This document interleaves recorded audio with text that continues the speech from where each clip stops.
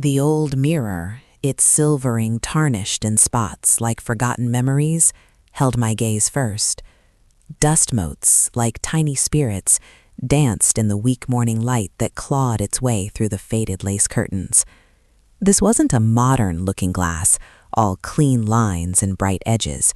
No, this was a witness, its frame of dark carved wood, softened by countless touches, telling tales of hands that had smoothed hair, dabbed tears, and perhaps, once, dreamed grander dreams. I saw the dresser beneath it, the wood scratched and dulled, a landscape of small daily battles and quiet routines. Then Anna's reflection drifted into view, slow and unhurried, as if she were a weary traveler approaching a sacred pool. Her face, a roadmap of 50-some winters, settled in the glass. Each fine line fanning out from the corners of her eyes, they weren't mere wrinkles. They were the riverbeds of countless smiles, the deep furrows of worries carried like stones in a pouch, the etched wisdom from seasons of seeing what others could not. Her eyes, dark pools themselves, held a quiet depth, a patient understanding that comes from living through more dawns than one can easily count. She didn't primp, didn't smooth her hair. She simply observed, her gaze soft yet piercing, studying the woman who stared back from the silvered surface. It wasn't vanity, it was an act of recognition, a silent conversation between her soul and the woman time had sculpted. And then it happened, a whisper first, then a sound that filled the small space like a sudden gust of wind through dry leaves. A voice, light and youthful, almost a songbird's call, yet with an edge sharp enough to draw blood. A slight, almost imperceptible shift in the air, a coldness that wasn't from the morning chill, but from something closer, more invasive. The young woman's mocking smile glinted in the mirror's glass, right behind Anna's wise eyes, etched with decades of stories. The words weren't spoken to me, not directly, but I felt them resonate, a low thrum against my chest. They hung in the air, a taunt. Just beyond Anna's shoulder, in the fuzzy edges of the reflection, a triumphant gleam solidified, a flash of pearly teeth, a delicate arch of a brow, the tilt of a chin that spoke of unchecked confidence. It was the face of a woman in her prime, unburdened by the weight of years, her spirit buoyant with a victory I couldn't yet name. Her smile, though blurred by the mirror's ancient glass, was unmistakable, bright, sharp, and undeniably victorious. It was a smile that didn't share joy but claimed it, leaving little room for anyone else. Anna's shoulders, which had been held with a quiet dignity, seemed to sag, just a fraction. A breath escaped her, a sigh so fragile, so close to silence, I had to strain to catch it. It was the sound of a weary wind leaving a valley, a silent acknowledgement of something painful and all too familiar. Her lips, which had been a straight line of quiet introspection, curved, not upwards in joy, nor downwards in despair, but into a subtle, almost imperceptible, sad smile. It was a smile of acceptance, a heavy knowing, as if her spirit had long since made peace with this daily ritual of erasure. The flicker in her eyes, a fleeting moment of sadness, was quickly veiled, replaced by that same patient, enduring wisdom. A deep melancholy settled over the small room, thick and heavy like a winter blanket of fresh snow. It wasn't merely in Anna, it seeped from the faded wallpaper, clung to the threads of the tattered curtains, and made the very air feel dense with unspoken stories and unseen burdens. The triumph in the blurred reflection seemed to grow, feeding on the quiet surrender of the older woman, casting a long, cold shadow over everything. The quiet acceptance in Anna's gaze spoke volumes of a truth she carried, one that she knew better than to fight. It was a truth that echoed the invisibility many women, once vibrant and celebrated, come to know when the world decides their season has passed. The mirror, an old soul itself, held both images, the bright fleeting youth and the deep enduring wisdom, each telling its own side of a tale as old as the earth. The gentle murmur began, a classical melody unfurling itself from the old radio alarm, a soft stream trying to find its way through the quiet stillness of the room. It felt like the river spirits stirring, nudging the stones awake. My eyelids, heavy with the night's long journeys, fluttered, then slowly, reluctantly, peeled apart. The world, still a hazy smudge, sharpened into soft focus. Through the gap in the curtains, a hesitant finger of dawn light, pale gold like the first blush of a prairie sunrise, crept in, painting a diagonal stripe across the far wall. It felt like a small, curious scout testing the edges of the darkness, daring it to linger. I blinked, once, twice, letting the new day seep into my vision, washing away the last traces of slumber. Beside me, the pillow lay perfectly smooth, an undisturbed expanse of linen. Not a wrinkle, not a hollow where another head might have rested. It was a silent, eloquent testament to the solitary path I walked, a flat, cold field where no other seed had been sown. Its immaculate surface spoke of an absence, a quiet understanding of space that stretched wider than the bed itself. The coolness of its fabric, untouched by any warmth but my own stray hand reaching in the night, felt almost like a soft accusation, a mirror reflecting a truth I already carried deep in my bones. With a slow, deliberate grace that time had refined and etched into my very being, I began to push myself up. My movements were not swift, not the eager spring of a young doe, but the steady rise of an old-growth cedar, rooted deep and unyielding. A low, familiar rumble stirred in my knees, a quiet song of all the paths walked, all the burdens carried, all the dances danced. The creak was a small internal protest, a familiar whisper from the ancient bones, but it was a song I had learned long ago to embrace, not to silence with a complaint. It was just another voice in the chorus of my being, one I never allowed to reach my lips. My mother, bless her spirit, always said, "A silent ache is a private conversation with your own strength." It was a habit, yes, but more than that, it was a philosophy, a shield honed by seasons of unspoken endurance. My bare feet descended, reaching for the solid earth, finding the cool, unyielding embrace of the floorboards. The shock of the cold spread from my soles, tingling upwards, a raw kiss of the morning, a sudden sharp reminder of the world outside the warmth of the blankets. It was grounding, this sensation, like the very land calling me back into its rhythm. My toes splayed, gripping the wood, finding purchase. Then I stretched. Oh, how I stretched. My arms reached skyward, like ancient branches reaching for the sun after a long night, fingers spreading wide, grasping at the unseen air. Every muscle in my back, along my arms, through my chest, woke up, unfurling itself from the tight knot of sleep. I felt the slow, delicious lengthening, the gentle tugging, then a soft, small drumbeat, a familiar click in my spine. It wasn't a snap of pain, but a quiet declaration, a segment finding its place, marking the true beginning of this day's journey. It was the sound of a spirit rejoining its body, of the physical vessel preparing itself for the day's tasks, however small, however grand. My back, a landscape mapped by years, showed its quiet strength as I twisted, a slow, elegant arc. The curve of my spine, the subtle shift of my shoulders, spoke of a silent dignity, a resilience that the passing seasons could not diminish. There was a weariness there, a subtle erosion, like the wind on stone, shaping the surface but never breaking the core. Yet within that weariness, a profound elegance still resided, a grace in every deliberate movement. It was not the quick, untamed energy of youth, but the deep, steady flow of a river that knows its course, even if it carries the sediment of many winters. I was a vessel of long journeys, and every small action, every silent stretch, every breath, was a testament to the enduring spirit that refused to be bowed. My posture, even in the mundane act of rising, held the quiet pride of a woman who had seen many suns rise and knew that each new day held its own kind of sacred promise. The kitchen, small and familiar as my own breath, began to stir with the first whispers of light. Not a bold, shouting sun, but a gentle warrior, painting the worn linoleum with stripes of faint gold, chasing away the lingering shadows that clung to the corners like old stories. This modest space, witness to countless dawns, felt like a haven. My fingers, gnarled like old roots, but still capable, reached for the metal kettle. Its handle, polished smooth by decades of mornings, felt cool and comforting against my palm, a testament to enduring purpose.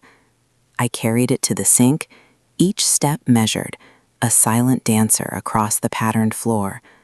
The faucet groaned a little before it surrendered its bounty, a rush of cool water gurgling into the kettle's belly, echoing in the quiet house. It was a sound that seemed to drink up the vast silence, filling the void with its liquid song. Placing the filled kettle on the stove, The cast iron grate received it with a soft thunk. My thumb pressed the igniter, and with a soft, almost imperceptible click, a blue flame bloomed, a tiny, hypnotic sun dancing beneath the kettle's base. It pulsed with a quiet energy, eager to transform the cold water into something life-giving. While the water began its slow hum towards boiling, I reached for the coffee grinder. A simple, hand-cranked machine, it had ground away the hours of many, many mornings. I measured out the dark, glistening beans, each one a tiny promise of awakened senses. As I turned the crank, a familiar resistance met my hands, a satisfying grind. The earthy aroma, deep and rich like the soil after a summer rain, began to escape, a fragrant spirit unfurling, wrapping itself around me, a comforting blanket woven from memory and expectation. A tremor, faint as a moth's wing, passed through my hands as I held the grinder, a ghost of old burdens, a silent acknowledgement of the countless mornings I had performed this very act. This tremor was a secret, a quiet conversation between my bones and the turning gears. The scent grew stronger, a warm invitation, drawing me deeper into the ritual. The kettle began to sing its soft, escalating song, a promise nearing its fulfillment. When the first wisps of steam curled upwards, I knew it was time. I took the freshly ground coffee, its texture coarse and vital, and spooned it into the filter, a dark mound waiting to be transformed. Then, with steady, practiced hands, I poured the hot water over the grounds. I watched, mesmerized, as the coffee bloomed, a dark, rich flower unfurling, bubbling gently, releasing its intense, potent aroma into the air. It was a smell that spoke of waking, of stories, of endurance. A small, melancholic smile, fleeting as a shadow on water, touched my lips. My mind, a quiet pool, reflected images of shared mornings, laughter bubbling like the coffee, whispered words, the warmth of another presence beside me. Now those mornings were distant shores, visible only in the mist of memory, yet their echoes still resonated in the comforting steam that rose before me. Each drop of coffee filtering into the pot felt like a small, sad communion, a quiet acknowledgement of what was, what is, and what will continue to be, even when walking alone. The coffee, dark as the deepest earth, rich as untold stories, was my first communion with the new day, a silent vow to keep stepping forward.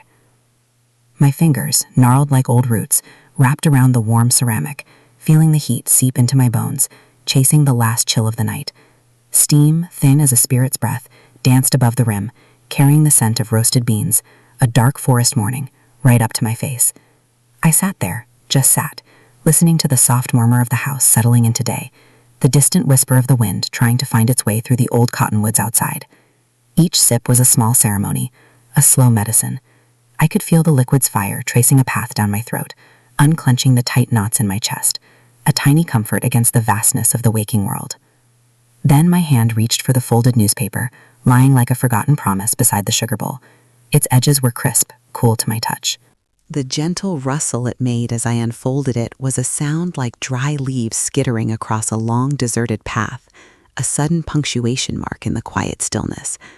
My eyes, weary from watching too many sunrises, drifted across the black rivers of print, over the bold peaks of headlines that spoke of troubles far away, of men and women I didn't know, making their own paths in different lands. I saw the faces of leaders, the numbers of markets, the names of distant towns. But these words, these distant echoes, flowed over me like water over river stones, leaving no mark. My mind, a quiet lake reflecting the sky, was caught elsewhere, trapped in the still waters of unspoken thoughts, in the quiet hum of what had been and what now was. Another slow sip, the warmth a steady companion. As I brought the mug back down, my gaze drifted past the printed page, drawn by a glimmer on the old kitchen window pane. The glass, not perfectly clean, had become an imperfect mirror, catching the pale blush of the pre-dawn light and offering back a hazy, softened image. It was my face staring back, not a sharp reflection, but a ghost-like presence, like an old photograph faded by the sun. I leaned closer, not out of vanity, but out of a deep, quiet curiosity for the map etched upon my own skin. The lines around my eyes, these crow's feet, were not marks of sorrow, but the tracks of a lifetime of sun-squinting and laughter, of watching too many dawns break over the eastern ridge. They were stories written in fine script, each one a memory held close. The gentle pull of gravity had begun its work, softening the jawline, giving a subtle curve, a quiet sag, like the bank of an ancient river slowly yielding to the endless flow of time. A deep breath filled my lungs, a silent sigh that escaped not with a sound, but with a subtle tremor in my shoulders, a settling of the earth beneath my spirit. There was no sharp sting of regret, no harsh judgment in my heart, only a quiet, weary acceptance. It was the face of a woman who had seen many winters and many springs, a face that knew the truth of invisibility and the slow, steady work of time, and was at peace with the journey. My feet dragged a little across the worn threads of the rug, each step a small whisper in the quiet house. I wasn't heading to the vanity mirror, the one that showed only half-truths. No, I walked towards the living room, to the full-length looking glass fastened to the wall, the one that held no secrets. It stood there like a silent witness, ready to show me the whole story, from the crown of my silver-streaked head to the worn soles of my moccasins. My eyes snagged on it, perched on a small, unsteady shelf beside the mirror. An old photograph, its edges softened by time, the once vibrant colors mellowed to a deep amber. It sat in a simple, unadorned frame, the kind you pick up at a roadside market. In it, a younger me, a girl who hadn't yet felt the harsh winds of disappointment, stood tall. My hair, thick and dark like a raven's wing, cascaded around a face alive with a wide, fearless smile. And beside me, Marcos. His arm was a proud band around my waist, his own smile stretching wide, like a summer sunrise. He was a handsome man then, strong, with eyes that promised forever. A promise that eventually scattered like dust on the Pari wind. My fingertips, gnarled now from years of work, reached out slowly. They hovered, then settled on the cool, unforgiving glass covering the old memory. The smooth surface offered no warmth, no comfort, only the chill of what once was. I could almost feel the phantom weight of his arm, the ghost of his smile against my cheek. A tremor ran through me, a subtle shake upstarted deep in my bones and rippled up my arm. It wasn't the cold of the glass that caused it, but the sudden chill of a ghost walking over my grave. I pulled my hand away, my fingers feeling strangely hollow. Then I turned fully to face the mirror.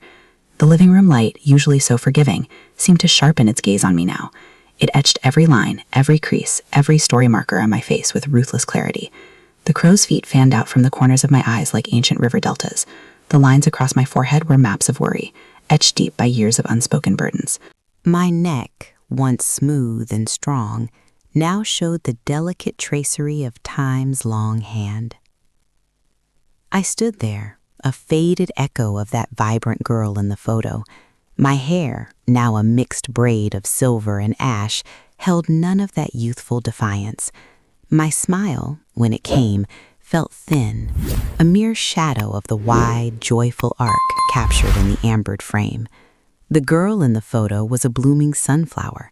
I was the seed pod, quiet, weathered, waiting for the next season.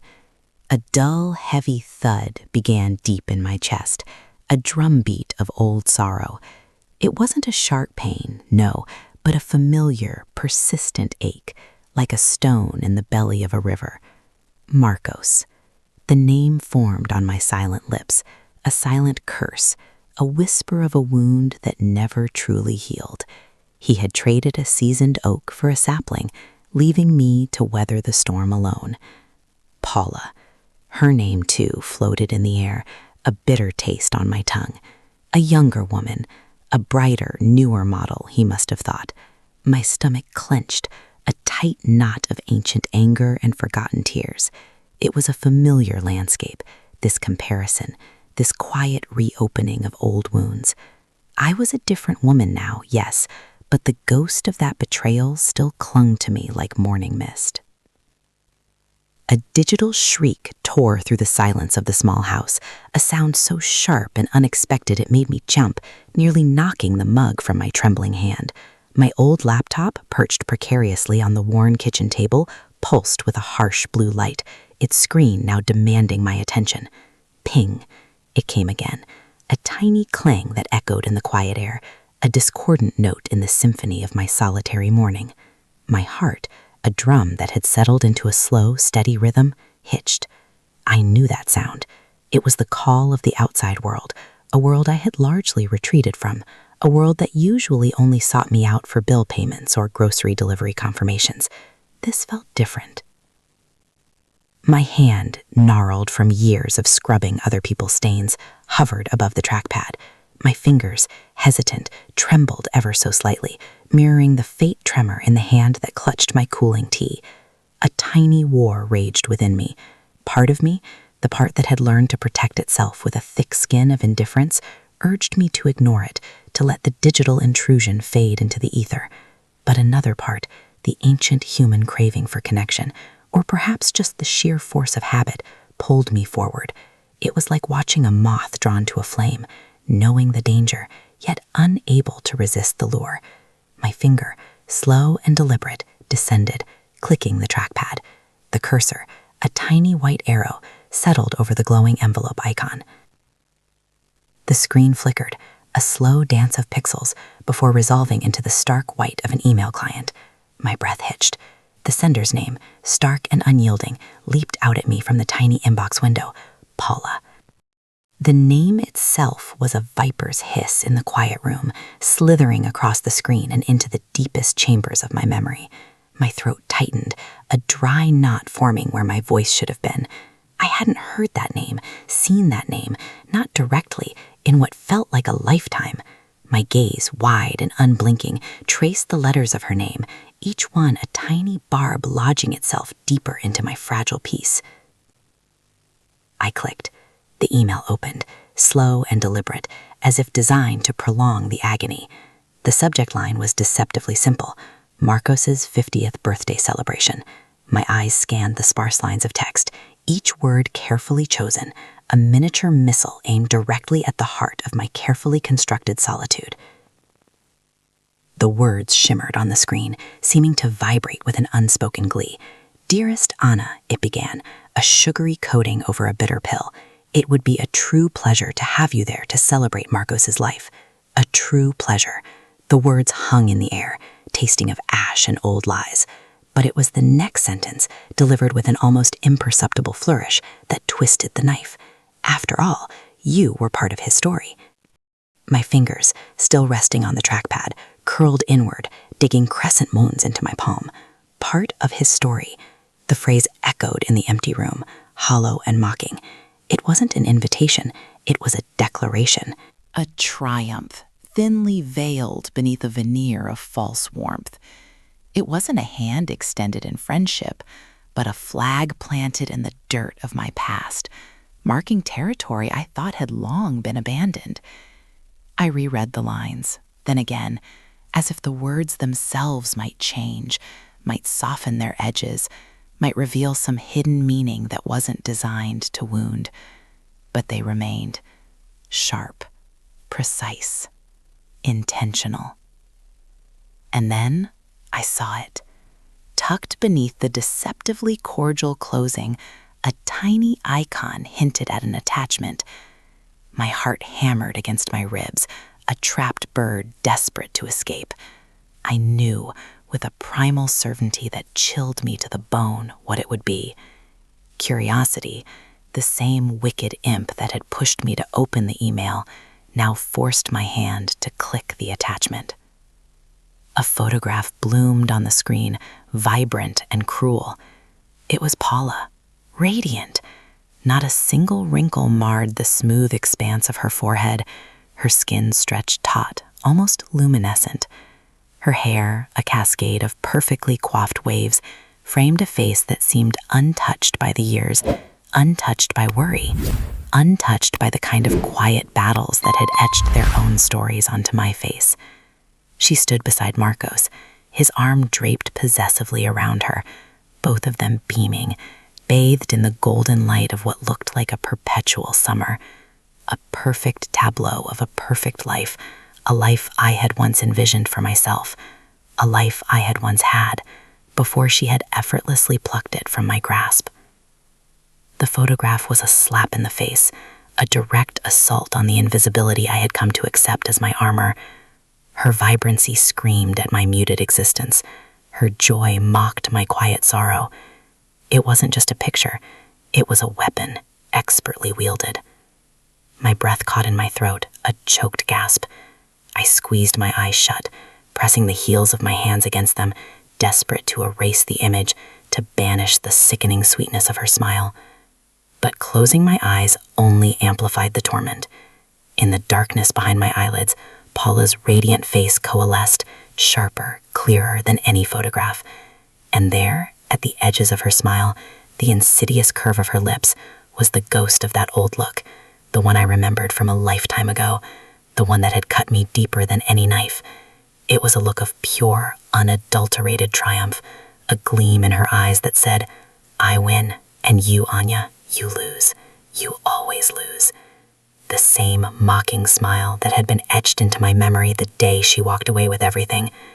It shimmered in the darkness, a cold, hard truth, solidifying the morning mist into a bitter, tangible fog around me. The betrayal, I realized, was not a ghost. It was a living, breathing entity, and it had just sent me an invitation. My mind, a wounded bird, fluttered backward, seeking the nesting place where the first egg of doubt had been laid, long before the monster revealed its teeth. It landed 10 summers ago, on a night when the city lights felt like 1,000 benevolent stars showering us with their grace, a time when my world was painted in hues of endless warmth. Marcos and I walked hand in hand through the pulsing heart of downtown, the vibrant energy of the night swirling around us like a celebratory blanket. The air buzzed with the low hum of distant traffic, the distant echo of a street musician's saxophone spilling from an open doorway, and the sweet perfume of night-blooming jasmine clinging to an ornate planter. His fingers, warm and strong, were woven tight with mine, a braid of unspoken promises holding us together. He'd point to some grand old building, its architecture reaching for the sky, and tell me a story I'd never heard, a forgotten tale of the city's past, his eyes alight with boyish wonder. I'd throw my head back, my laughter a bright bell chiming against the brick and glass canyons around us, a sound so clear it seemed to bounce off the very moon. It wasn't forced, that sound. It sprang from deep within, a clear spring bubbling up from a well of pure joy. He'd lean in, his breath a sweet whisper against my ear, sharing some foolish secret only for us, and I'd feel the delicious shiver run down my spine, right to my toes, a current of pure electricity. Our eyes would meet, and in that moment the world would narrow, just to the two of us, a universe contained in a shared glance that spoke volumes. Then his lips, soft and demanding, would find mine, a slow, deep kiss that tasted of freedom and forever, the kind of kiss that made the ground beneath us feel less solid, more like a cloud we floated on, far above the everyday dust and worry.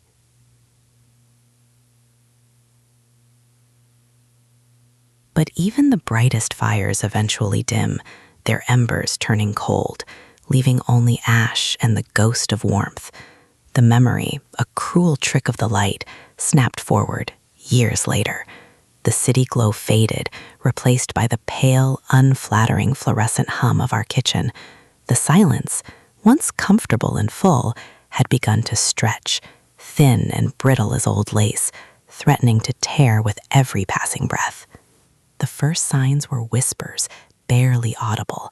The clatter of his keys in the lock would sound later and later, past the time the dinner I'd lovingly prepared had cooled to a tepid sigh. The clock on the microwave, its green digits a steady, unwavering sentinel, would creep from 6:30 to 7, then 7:30, each click a tiny hammer striking against the glass of my dwindling patience. My heart, a small, anxious drum, would pick up pace with each passing minute, a frantic rhythm of hope and dread. When he finally walked through the door, his tie loosened, a weary slump to his shoulders that spoke of burdens he no longer shared, he'd offer the same tired refrain, "Long day, Anna. Big project at work." His voice, once a rich baritone that could soothe a troubled stream, was now a flat drone, drained of all warmth, like a riverbed left parched by a long drought. I'd nod, a little too quickly, trying to believe it, trying to keep the faith bright, even as a tiny, persistent moth began to chew at its edges, unseen in the dimming light. Dinner became a performance for one. I'd talk, a river of words spilling over the carefully set plates, recounting my day, a funny thing the neighbor said, the plot of the book I was reading. My voice, at first lively, a songbird seeking an answer, would gradually taper off, finding no purchase, no echo in the vast, quiet room. Across the polished wood of the dining table, Marcos would sit, his fork moving mechanically from plate to mouth, his movements stiff and practiced. But his eyes, once so eager to meet mine, to share the day's journey, were now glued to the shimmering blue rectangle of the television screen in the living room, a silent, unmoving altar to a world outside our own. The murmurs of the news anchors, the hollow laugh tracks from some sitcom, filled the void where our conversation used to be, a jarring cacophony. My questions would hang in the air, unanswered, wilting like forgotten flowers in a dusty vase. Sometimes, if I was lucky, he'd offer a grunt, a non-committal, But mostly there was just the rhythmic clinking of his silverware and the relentless, indifferent chatter from the box. One evening, a particularly quiet one, the silence so heavy it felt like a shroud draped over everything we were, I reached across the table. My hand, tentative, almost a prayer offered to a forgotten god, rested lightly on his forearm. I yearned for the old spark, the comforting pressure of his return touch, that unspoken language that had once flowed so freely, so easily between us. I looked at him, my heart open, a soft plea in my eyes, hoping to bridge the growing chasm. "Is everything all right, love?" I whispered, my voice barely breaking the television's drone. His eyes, still fixed on the flickering images, darted to my hand as if it were a sudden, unwelcome insect that had landed on him. He flinched, a small, almost imperceptible jerk, a visceral recoil, and then pulled his arm back, not violently, but with a deliberate, smooth motion that felt like a slammed door, echoing the finality of a prison gate. "I'm tired, Anna," he said, his voice flat, a low rumble devoid of any tenderness, any regret. "Had a difficult day." The words, once an explanation, now sounded like a wall, built brick by brick between us, solid and unyielding. My hand, left hanging in the empty space where his arm had been, felt suddenly cold, exposed, as if the air itself had turned against me. The warmth that had bloomed in my chest just moments before shriveled, leaving a hollow ache, a gaping wound. The bright light in my eyes, the one that used to reflect his own joy and affection, flickered, dimmed, like a lamp running low on oil, threatening to extinguish completely. A cold shard, sharp and unexpected, pierced through the soft skin of my hope, shattering the fragile glass of my expectations. It wasn't just tiredness, I knew deep down. It was a rejection, subtle as a snake slithering through tall grass, but potent as poison, slowly seeping into my veins. This wasn't the man whose touch had once melted my bones, whose gaze had made me feel like the center of his universe. This was a stranger, hiding behind familiar features, his eyes like distant stars I could no longer navigate by. The first tiny crack, barely visible to the naked eye, appeared then, scarring the smooth, perfect facade of my happiness, a hairline fracture in the pottery of my soul. It was a premonition, a tiny warning bell ringing in the vast, empty space where our love used to reside, a sound I tried to ignore, but could never truly silence. That day, it felt like the sound grew louder, a drumbeat signaling a coming storm. I remembered the wisdom of my grandmother, how she'd say, "The heart knows its own seasons, and winter always comes before the spring." I just didn't know how cold that winter would be, or how long it would linger. I spent an eternity, or so it felt, rifling through the tired hangers in my closet. Each fabric felt like a familiar disappointment, a memory of a time when getting dressed felt like a ceremony, not a chore. My spirit felt of it like old, sun-baked clay, brittle and cracked. But today, a tiny spark flickered. I saw it, a dress, a whisper of twilight blue, deep and rich like the evening sky just before the first star appears. I hadn't worn it in years, saving it, I suppose, for a moment that never quite arrived. Maybe, I thought, today was the day to call that moment into being. I pulled it free, the soft fabric cool against my fingertips, a promise of something gentler than the everyday. I slipped it on, the material flowing around me like a quiet river. I stood before the full-length mirror, the one that had witnessed so many transformations and so many silent hopes. I turned slowly, allowing the skirt to ripple around my knees, a gentle eddy. The blue, I believed, caught the light just so, a shade that mirrored the deep pools of my eyes, bringing out a glint I hadn't seen there in too long. I saw a hint of the woman I used to be, the one with laughter ready on her lips and dreams unfurling like new leaves. A fragile smile touched my mouth, a ghost of its former self, but a smile nonetheless. I spun a little faster, a silent dance of quiet confidence, and for a fleeting moment I felt light, almost buoyant, as if I could float right out of the heavy quiet that had settled over our home like a shroud. I stopped, hands resting lightly on my hips, my gaze fixed on my reflection, hungry for a second opinion, for someone else to see the flicker of light I saw. Marcos was in the living room, absorbed in the flickering blue light of the television, a world away even when he was just a room apart. Taking a deep breath, like a diver preparing for a cold plunge, I walked into the archway, my voice softer than I intended, almost a plea. "Marcos, what do you think?"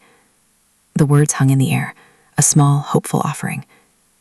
He shifted, slowly, his head turned, but his eyes remained glued to the screen for another heartbeat, another two. Then his gaze finally drifted to me, moving from the top of my head, down the curve of the dress, lingering like a hawk circling its prey, then back up. There was a peculiar glint in his eyes, not admiration, not even simple recognition, but something colder, more analytical. It was a calculating stare, like a carpenter measuring wood for a coffin, not a husband looking at his wife. I didn't understand it then, that strange, unsettling glimmer, but it sent a shiver down my spine, a tiny pebble of dread dropping into the quiet pond of my hopeful heart. His lips didn't move into a smile, no warmth whatsoever. The words that followed were not a question, but a judgment, delivered with the precision of a hunter's arrow. "You don't think that color highlights your expression lines a little too much, Anna?" The air in the room thickened, became heavy, suffocating.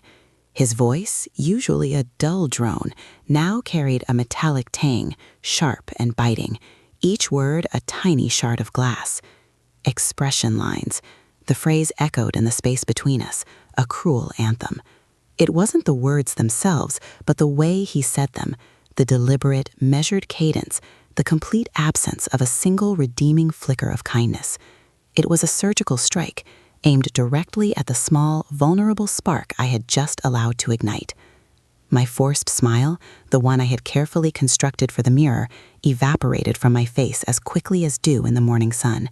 It felt like the joy, that brief, precious surge of optimism, was a bird startled by a sudden clap of thunder, taking flight and leaving behind only an empty nest.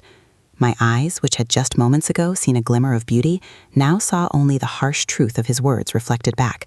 I turned back to the mirror, as if it held a different truth, a kinder one, but it only showed me the stark, unforgiving reality.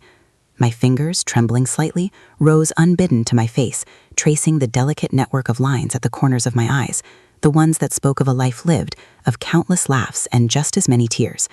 These were the maps of my journey, the quiet testimonies of my past, etched by sun and sorrow and every human emotion in between. Now, through his eyes, they were just marks, flaws, imperfections magnified under his cold, dissecting gaze. The twilight blue dress, which had felt like a second skin, now felt like a spotlight, cruelly illuminating every perceived imperfection. A wave of hurt, thick and viscous, washed over me, followed by a dizzying swirl of confusion. How could the man who once traced these very lines with adoration now use them as weapons? The silence that followed his words stretched, vast and empty, like a desert beneath a relentless sun. I stood there, a statue of wounded bewilderment, the vibrant blue dress suddenly feeling heavy, suffocating, a cloak of shame rather than a garment of hope. My reflection stared back, not with the confident spark of moments before, but with the dazed, lost eyes of a woman who had just had the ground pulled out from beneath her feet. The mirror couldn't lie. Even when I tried to coax a smile onto my lips, the muscles felt stiff, unwilling. A hollow echo resonated within me, a premonition, though I couldn't name it then. I pulled my shawl tighter, the woven threads doing little to ward off the chill already setting deep in my bones. Marcos's voice boomed from the hallway, impatient, sharp as a winter wind snapping through bare branches. "Anna, are you rooted to the spot? We'll be late, and you know how Martha frets about tardiness." I took one last trembling breath, squared my shoulders, a mimicry of strength, and followed the sound of his voice.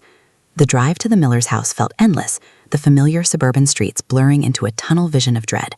Each turn of the wheel seemed to grind a little deeper into the uncertainty that had bloomed in my gut. When we finally pulled up, the house glowed, a warm, inviting beacon.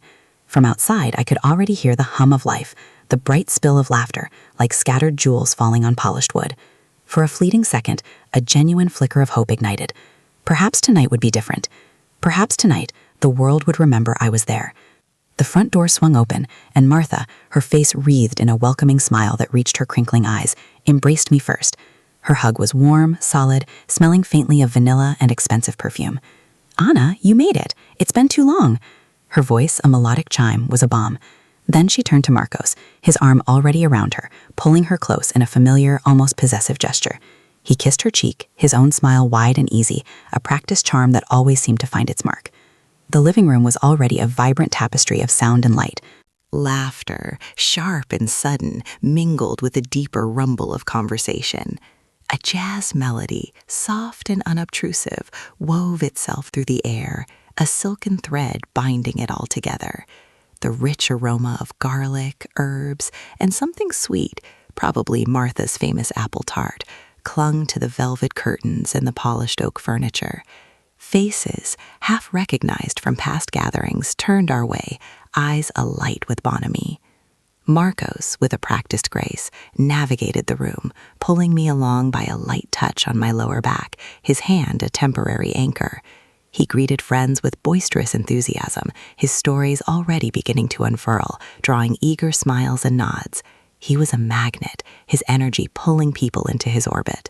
I, standing beside him, became merely a shadow, an extension, a silent punctuation mark to his expansive presence. "And you remember Anna, of course," he'd say, a casual toss of my name into the air, as if he were merely introducing a familiar piece of furniture. His gaze would already be darting past me, locking on to the next potential listener, the next stage for his unfolding narrative. The friends would offer a quick, polite smile, a fleeting, "Hello, Anna, lovely to see you," before their attention, inevitably, irrevocably, snapped back to Marcos, captivated by the promise of his next witty anecdote. Dinner was announced, a gentle clamor of chairs scraping back, silverware clinking. We found our places at the long, beautifully set dining table, Martha's exquisite china gleaming under the soft glow of the chandelier. I sat next to Marcos, as always. Across from us, Robert, Martha's husband, was already deep in conversation with another guest about vintage wines, his voice a low, rumbling counterpoint to the higher-pitched chatter. Marcos, however, became the sun around which our small section of the table revolved. He recounted a hilarious mishap from his golf game that week, his hands gesturing expansively, punctuating each punchline with a theatrical flourish. The guests around us leaned forward, their eyes fixed on him, their laughter bursting forth like startled birds. He thrived on it, this attention, the way their faces reflected his amusement, validating his every word. I watched him, a quiet observer in a world that spun without me. My wine glass, a delicate crystal flute, remained untouched, its contents shimmering like a tiny, distant lake I could not reach. I tried to follow the threads of conversation, nodding along, offering a small, encouraging smile when someone met my eye. But their gazes, after a brief moment, would invariably drift back to Marcos, drawn by the gravitational pull of his presence. At one point, as he paused for breath after a particularly uproarious tale about a client meeting gone awry, I saw a small opening. A flicker of a thought, a relevant observation about the local economy bubbled to my lips. "You know," I began, my voice a little softer than I intended, "I was just reading an article the other day about how that very issue—" Marcos, without turning his head fully, merely shifted his weight. His hand, which had been resting casually on the tablecloth, lifted slightly, a subtle, almost imperceptible gesture that nonetheless signaled a pause, a momentary hold. He didn't interrupt directly, not with a harsh word, but with a smooth, practiced deflection, like a river stone diverting a small eddy. "Speaking of articles," he interjected, his voice still brimming with warmth, but now expertly steered. "Did anyone catch that piece on the new tech startup Martha's brother is investing in? Fascinating stuff, truly. Robert, you must have an opinion on this. You're always ahead of the curve." His gaze, bright and engaging, shot across the table, finding Robert, pulling him effortlessly into the conversation. Robert, flattered, took the bait, launching into his own detailed analysis. The moment I had tried to carve out, the tiny window for my voice had been sealed shut, so gently, so completely, that no one else at the table seemed to notice. My words, still half-formed, died in my throat, a silent casualty of Marcos's unconscious mastery. A hot flush crept up my neck, stinging my ears. I felt a prickle of tears behind my eyes, but I blinked them back hard. "Don't you dare," I commanded myself. "Not here, not now." I forced a smile, a brittle, transparent thing that felt like stretching cold rubber. My hand, when I finally reached for my wine glass, trembled ever so slightly, the tiny vibration echoing the seismic shift inside me. I raised it, took a sip, the dry red tasting like ash and bitter disappointment on my tongue. I set it back down, again untouched after that single symbolic gesture. The laughter continued around me, a joyous, harmonious chorus. But for me, it was a cacophony, each burst a painful reminder of my own voicelessness. I was there, physically present, but utterly, completely invisible. A ghost at the feast, watching life unfold, vibrant and full, while I remained outside the circle, pressed against the cold pane of a window I couldn't open. My eyes, despite the forced smile plastered on my face, betrayed the profound, silent sadness that had now taken root, a deep, aching void in the very center of my being. It was the same hollow echo that had greeted me in the mirror, now amplified, filling the entire room. The corporate event was a whirl of muted voices and clinking ice, the air thick with ambition and the scent of expensive cologne. My deep sapphire dress, a quiet statement I usually found comfort in, now felt like a shroud. It hugged me without embracing, a shield against the world that tonight offered no real protection. Marco stood beside me, a towering oak in a forest of saplings, his hand a familiar weight on my lower back as he charmed a group of investors with tales of market triumphs. His laugh, a robust boom, usually grounded me, but tonight it merely resonated through the hollow space where my heart once beat free. Then, with a practiced grace, she detached herself from Marcos, stepping directly in front of me. Her smile, wide and glossy, didn't quite reach her eyes. It was a mask, expertly crafted, a shield hiding whatever truly lay beneath. She extended both hands, taking mine in a grip that was surprisingly firm, almost proprietary. "So good to finally meet you, Anna." Her voice, a bell ringing in the sudden quiet that seemed to have descended around our small circle, carried a saccharine sweetness that made my teeth ache. Her eyes, still holding that strange, ironic glint, flickered past my shoulder to the cluster of executives now openly watching our little tableau, their drinks forgotten, their conversations hushed. "Marcos has told me so much about you." The words were honeyed, yet they felt like pebbles dropping into a quiet pool, disturbing the surface. Then her smile broadened, a predatory flash of triumph. "About the old days." The phrase hung in the air, heavy and thick, like smoke from an autumn fire, choking the oxygen from my lungs. Old days. Not your contributions or your insights, not your incredible work or the support you've given him. No, just old days. It was a dismissal, a quiet burial, spoken with a faux innocence that made my stomach clench. The warmth of her hands on mine, moments ago a superficial courtesy, now felt like a brand, a mark of ownership. My eyes, caught in hers, saw not warmth but a cold, hard assessment. A challenge, plain as the nose on my face. The smile she wore was no invitation to friendship. It was the sharp edge of a blade, perfectly honed. I felt it, the sudden, unwelcome rush of heat to my face, the familiar shame blossoming in my chest like a poisonous flower. Every eye in the room now felt like a burning ember, dissecting me, comparing me, finding me wanting.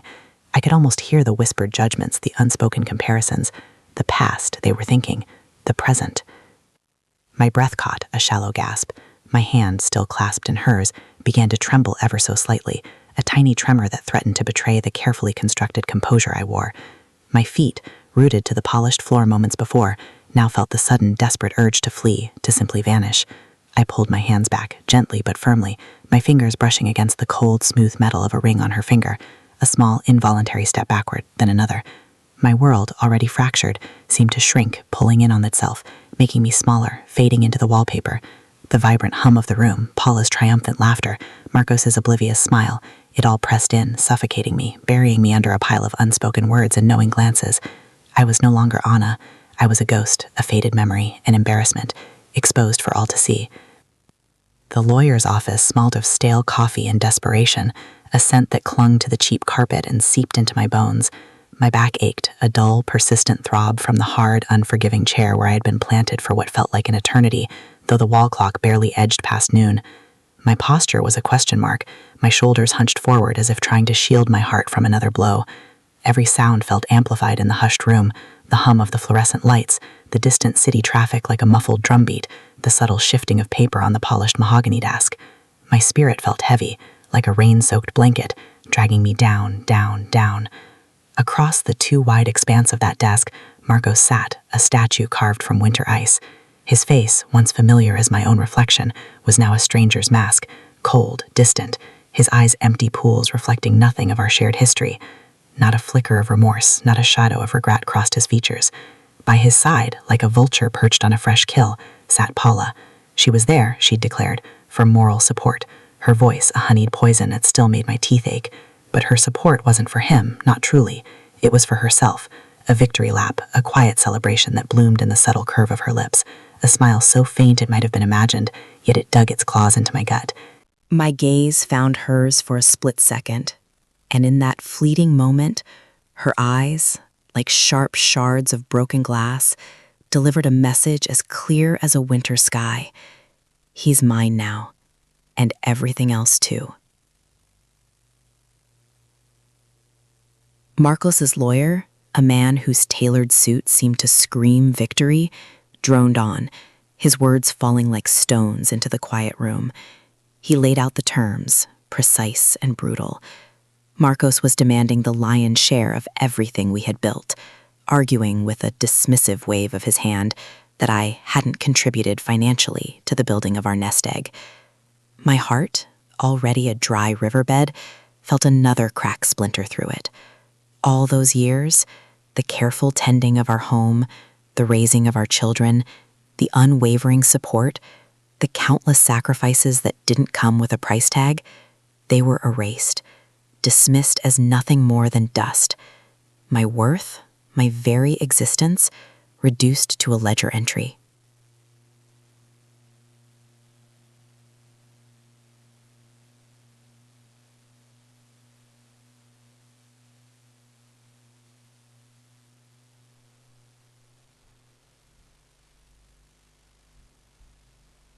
My breath hitched.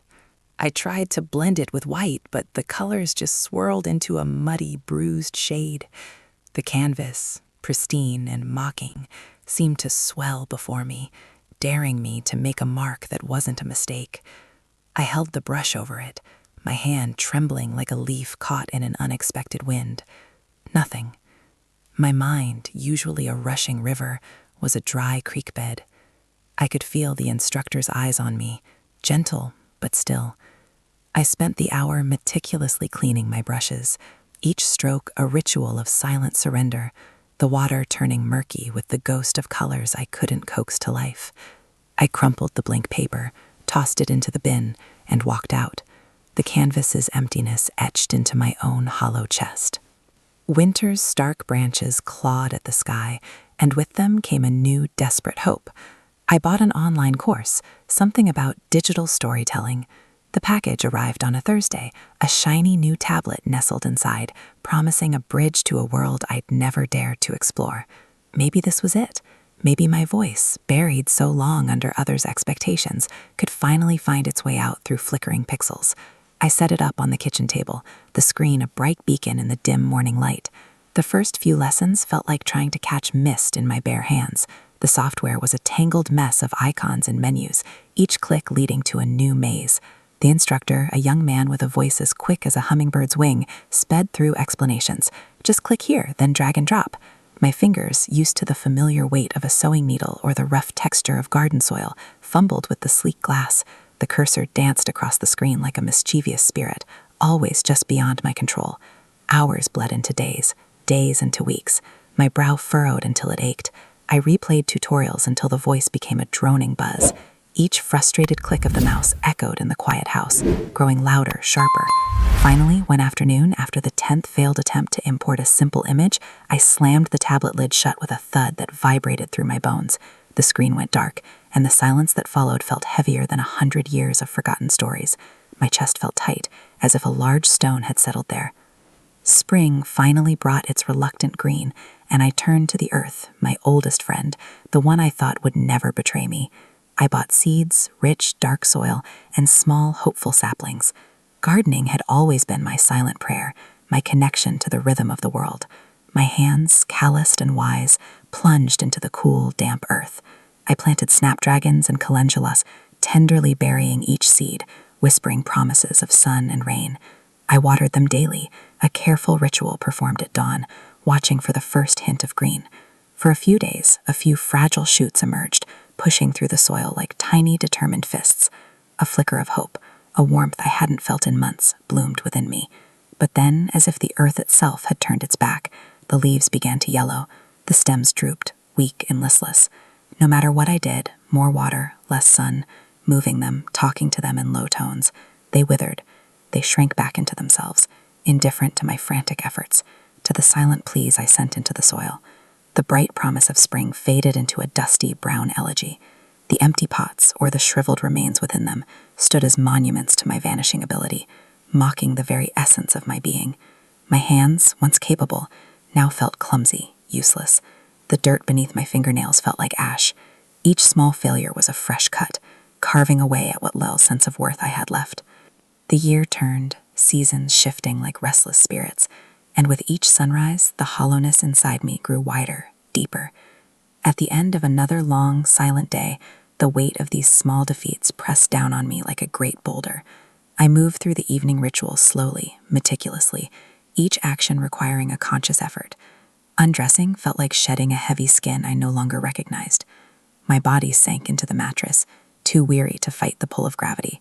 I lay there, staring up at the dark ceiling, a vast, empty canvas stretching above me, just like the one in the art class. Shadows played tricks in the corners, morphing into indistinct shapes that seemed to watch me, to judge.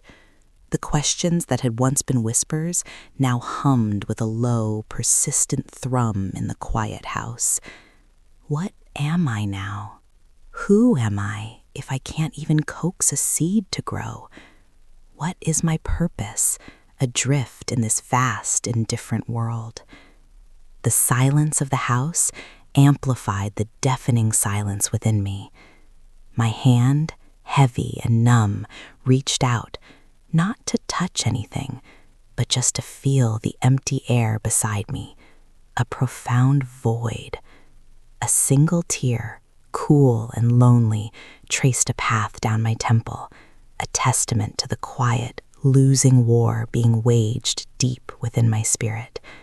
An emptiness, not just spreading, but rooting itself deep, like a tenacious, invasive weed, choking out the last defiant spark. The scent of honeysuckle still clung to the air from the morning, but it felt thin, easily pushed aside as my front door, usually so quiet, burst open. Mariana, my daughter, my own flesh and blood, swept in like a summer storm, bright, loud, and carrying a whirlwind of someone else's plans. Her eyes, usually so steady and thoughtful, now danced with a frantic light, reflecting colors I didn't recognize. She barely gave me time to register her presence before a torrent of words spilled from her lips, tumbling over each other like stones down a dry creek bed. Mom, you won't believe what Paula's got cooking. A party, a real honest-to-goodness celebration. She's putting together something incredible, Mom. Really. Her energy is just, it's like a wildfire, isn't it? She just makes things happen. My breath hitched, a tiny, almost imperceptible catch deep in my chest. A silent pain, sharp as an arrow point, found its mark, right where my heart usually beat its steady rhythm. I tried to mask it, to smooth the tremor that wanted to run through my hands, to soften the sudden clenching of my jaw. But Mariana, caught in her own cyclone of excitement, didn't see it.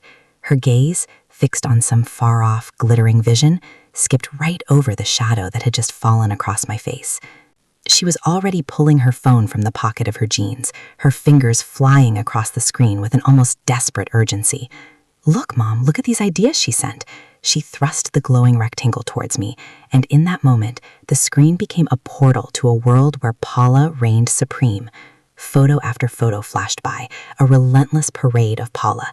Paula, always smiling, a radiant sun in every frame.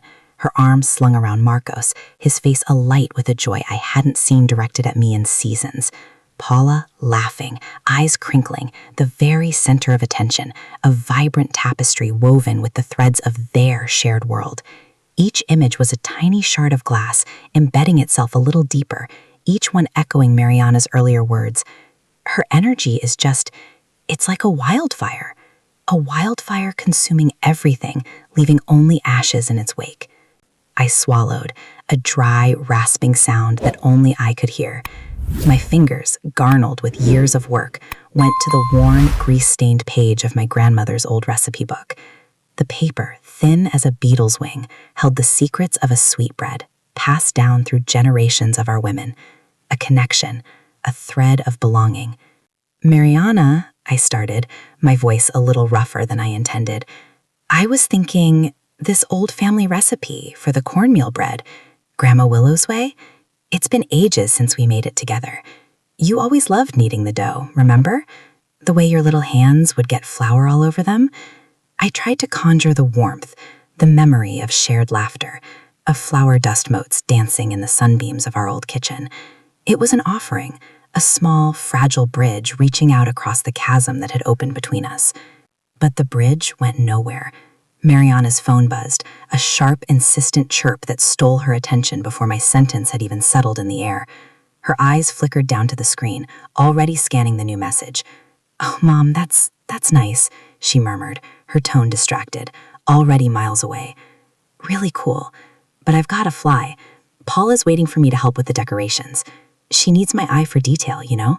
She says I have a knack for it." She didn't wait for a reply.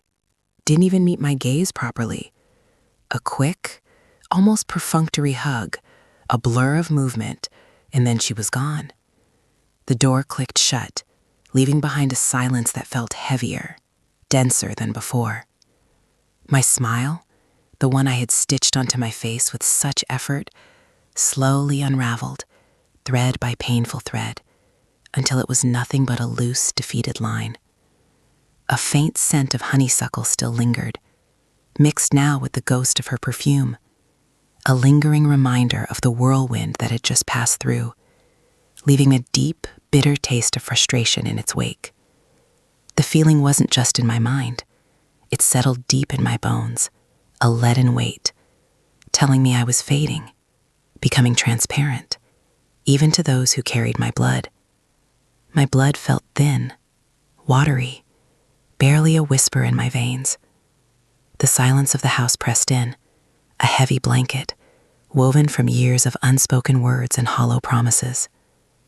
In that stillness, a treacherous whisper began to coil in my mind, a serpent of curiosity suggesting a path I knew would only lead to more barren ground. My fingers, almost against their own will, sought the cold, smooth surface of the laptop. Each click echoed too loudly in the quiet, a betrayal to my own fragile peace. I watched the screen flicker to life, a ghostly reflection of my own tired face staring back from the dark glass, the light from the monitor etching new shadows beneath my eyes. My gaze, slow and deliberate, found the familiar icon, the gateway to a world I no longer truly inhabited, a world where Marco still existed, not as the ghost he'd become in my home, but as a vibrant, laughing presence in another woman's orbit. My heart hammered, a frantic drum against my ribs, each beat a question I wasn't ready to answer. The page loaded, bright and bold, a stark contrast to the dimness of my room, to the dimness of my life. And there they were. Marcos, Paula, their faces radiant, almost glowing with an unnatural sheen. The first image was a sun-drenched beach, endless turquoise water stretching behind them. Paula, her skin impossibly smooth, a wide-brimmed hat perched playfully on her head, sunglasses hiding any hint of vulnerability. Marcos, his arm a possessive band around her waist, leaning in close, a smile on his face I hadn't seen directed at me in seasons, maybe years. It wasn't just a smile. It was a full, unburdened laugh, a sound I could almost hear echoing across the digital divide, hollow and sharp. My breath hitched. Then another photo, and another.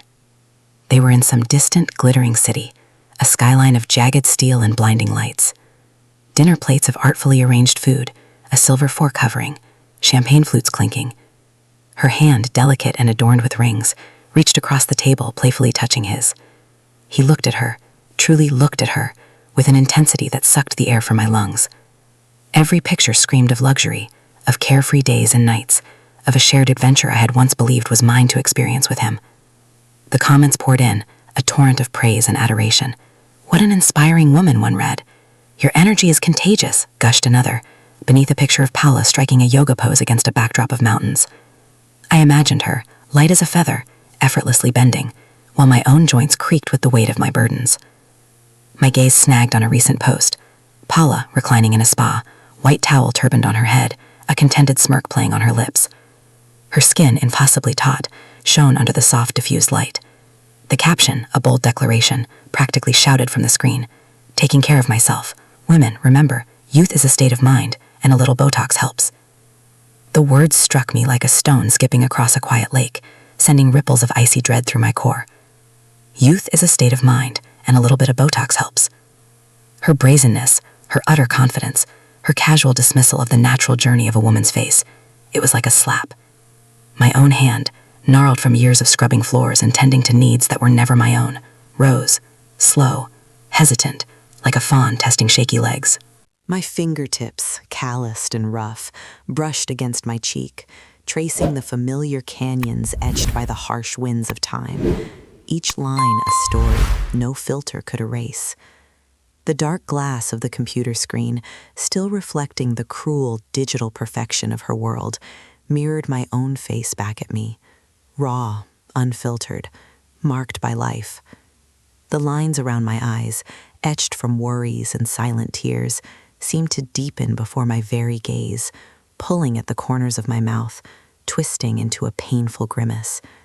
The comparison wasn't just a thought, it was a physical blow, a sudden crushing weight that settled on my chest, stealing my breath, pushing me down into the cold, hard earth.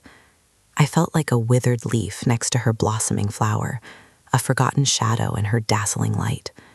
My heart bled into the digital dust, leaving a bitter taste of ashes on my tongue. The world felt muted, a watercolor painting washed out by the rain, and I, a mere smudge on its canvas. Days later, the ghost of that betrayal still clung to me, a damp chill seeping into my bones no matter how many blankets I piled on. The refrigerator was a hollow echo of happier times, demanding attention I barely had the will to give. One sun-beaten afternoon, I found myself adrift in the fluorescent canyons of the supermarket, pushing a cart that groaned beneath the weight of its own emptiness. My gaze, usually wide and observant like a hawk over the plains, was now narrowed, locked onto the price tags, each number a tiny serpent ready to strike. The crumpled list in my hand, stained with what I assumed was old coffee, felt less like a guide and more like a cruel tally of my shrinking world. The squeak of the cart's wheels against the linoleum floor was the only sound I truly registered, a mournful song accompanying my weary pilgrimage through aisles of plenty I could no longer touch. My feet dragged, each step a testament to the heavy blanket of fatigue that draped itself over me, thicker than any winter snow. I needed flour, eggs, the cheapest bread I could find, the kind that felt more like sculpted air than sustenance, but filled a space. I rounded the corner into the organic produce aisle, a place I rarely ventured, my eyes fixed on a bag of discount apples, when a voice, sharp as a sudden clap of thunder, pierced through the dull hum of the store. "Anna, what a surprise!" My blood ran cold. The sound of my name, uttered with such exaggerated delight, made the hair on my arms stand straight. My eyes, still blurry from counting pennies in my head, finally snapped into focus. There she was, Paula. Her face, a mask of feigned warmth, bloomed into a wide, toothy smile that didn't quite reach her eyes. They were sharp, assessing, like a fox sizing up a rabbit. Her arm, sleek and tanned, was draped possessively over a display of vibrant, impossibly green avocados. She looked like she'd just stepped out of a glossy magazine, her skin glowing, her expensive athleisure wear hugging her curves in all the right places, a stark contrast to my faded denim and worn-out sweater. Still buying those industrial breads full of preservatives? Her words weren't a question. They were a sneer, delivered with a casual flick of her wrist. She laughed then, a high, brittle sound that ricocheted off the tiled walls and caught the attention of two women examining a bunch of kale. Their heads swiveled discreetly, eyes darting from Paula to me, then quickly back to their greens. But the damage was done. My face, already pale from a winter of worry, flushed a deep, mortified crimson, heat blossoming from my chest and scorching my cheeks and ears. It felt like every fiber of my being was screaming for a hole to open in the floor and swallow me whole. The air around me thinned, making each breath a struggle. My hands, suddenly clumsy and trembling, tightened around the cold metal handle of the grocery cart. My knuckles went white. The plastic list crumpled further in my grip. Words, a desperate tangle of them, jammed in my throat, refusing to emerge. My tongue felt like a dry leaf, clinging to the roof of my mouth. I wanted to defend myself, to explain that organic wasn't a choice but a luxury I couldn't afford, that industrial bread was what kept me fed, but no sound came. I was a deer caught in the headlights, frozen, voiceless.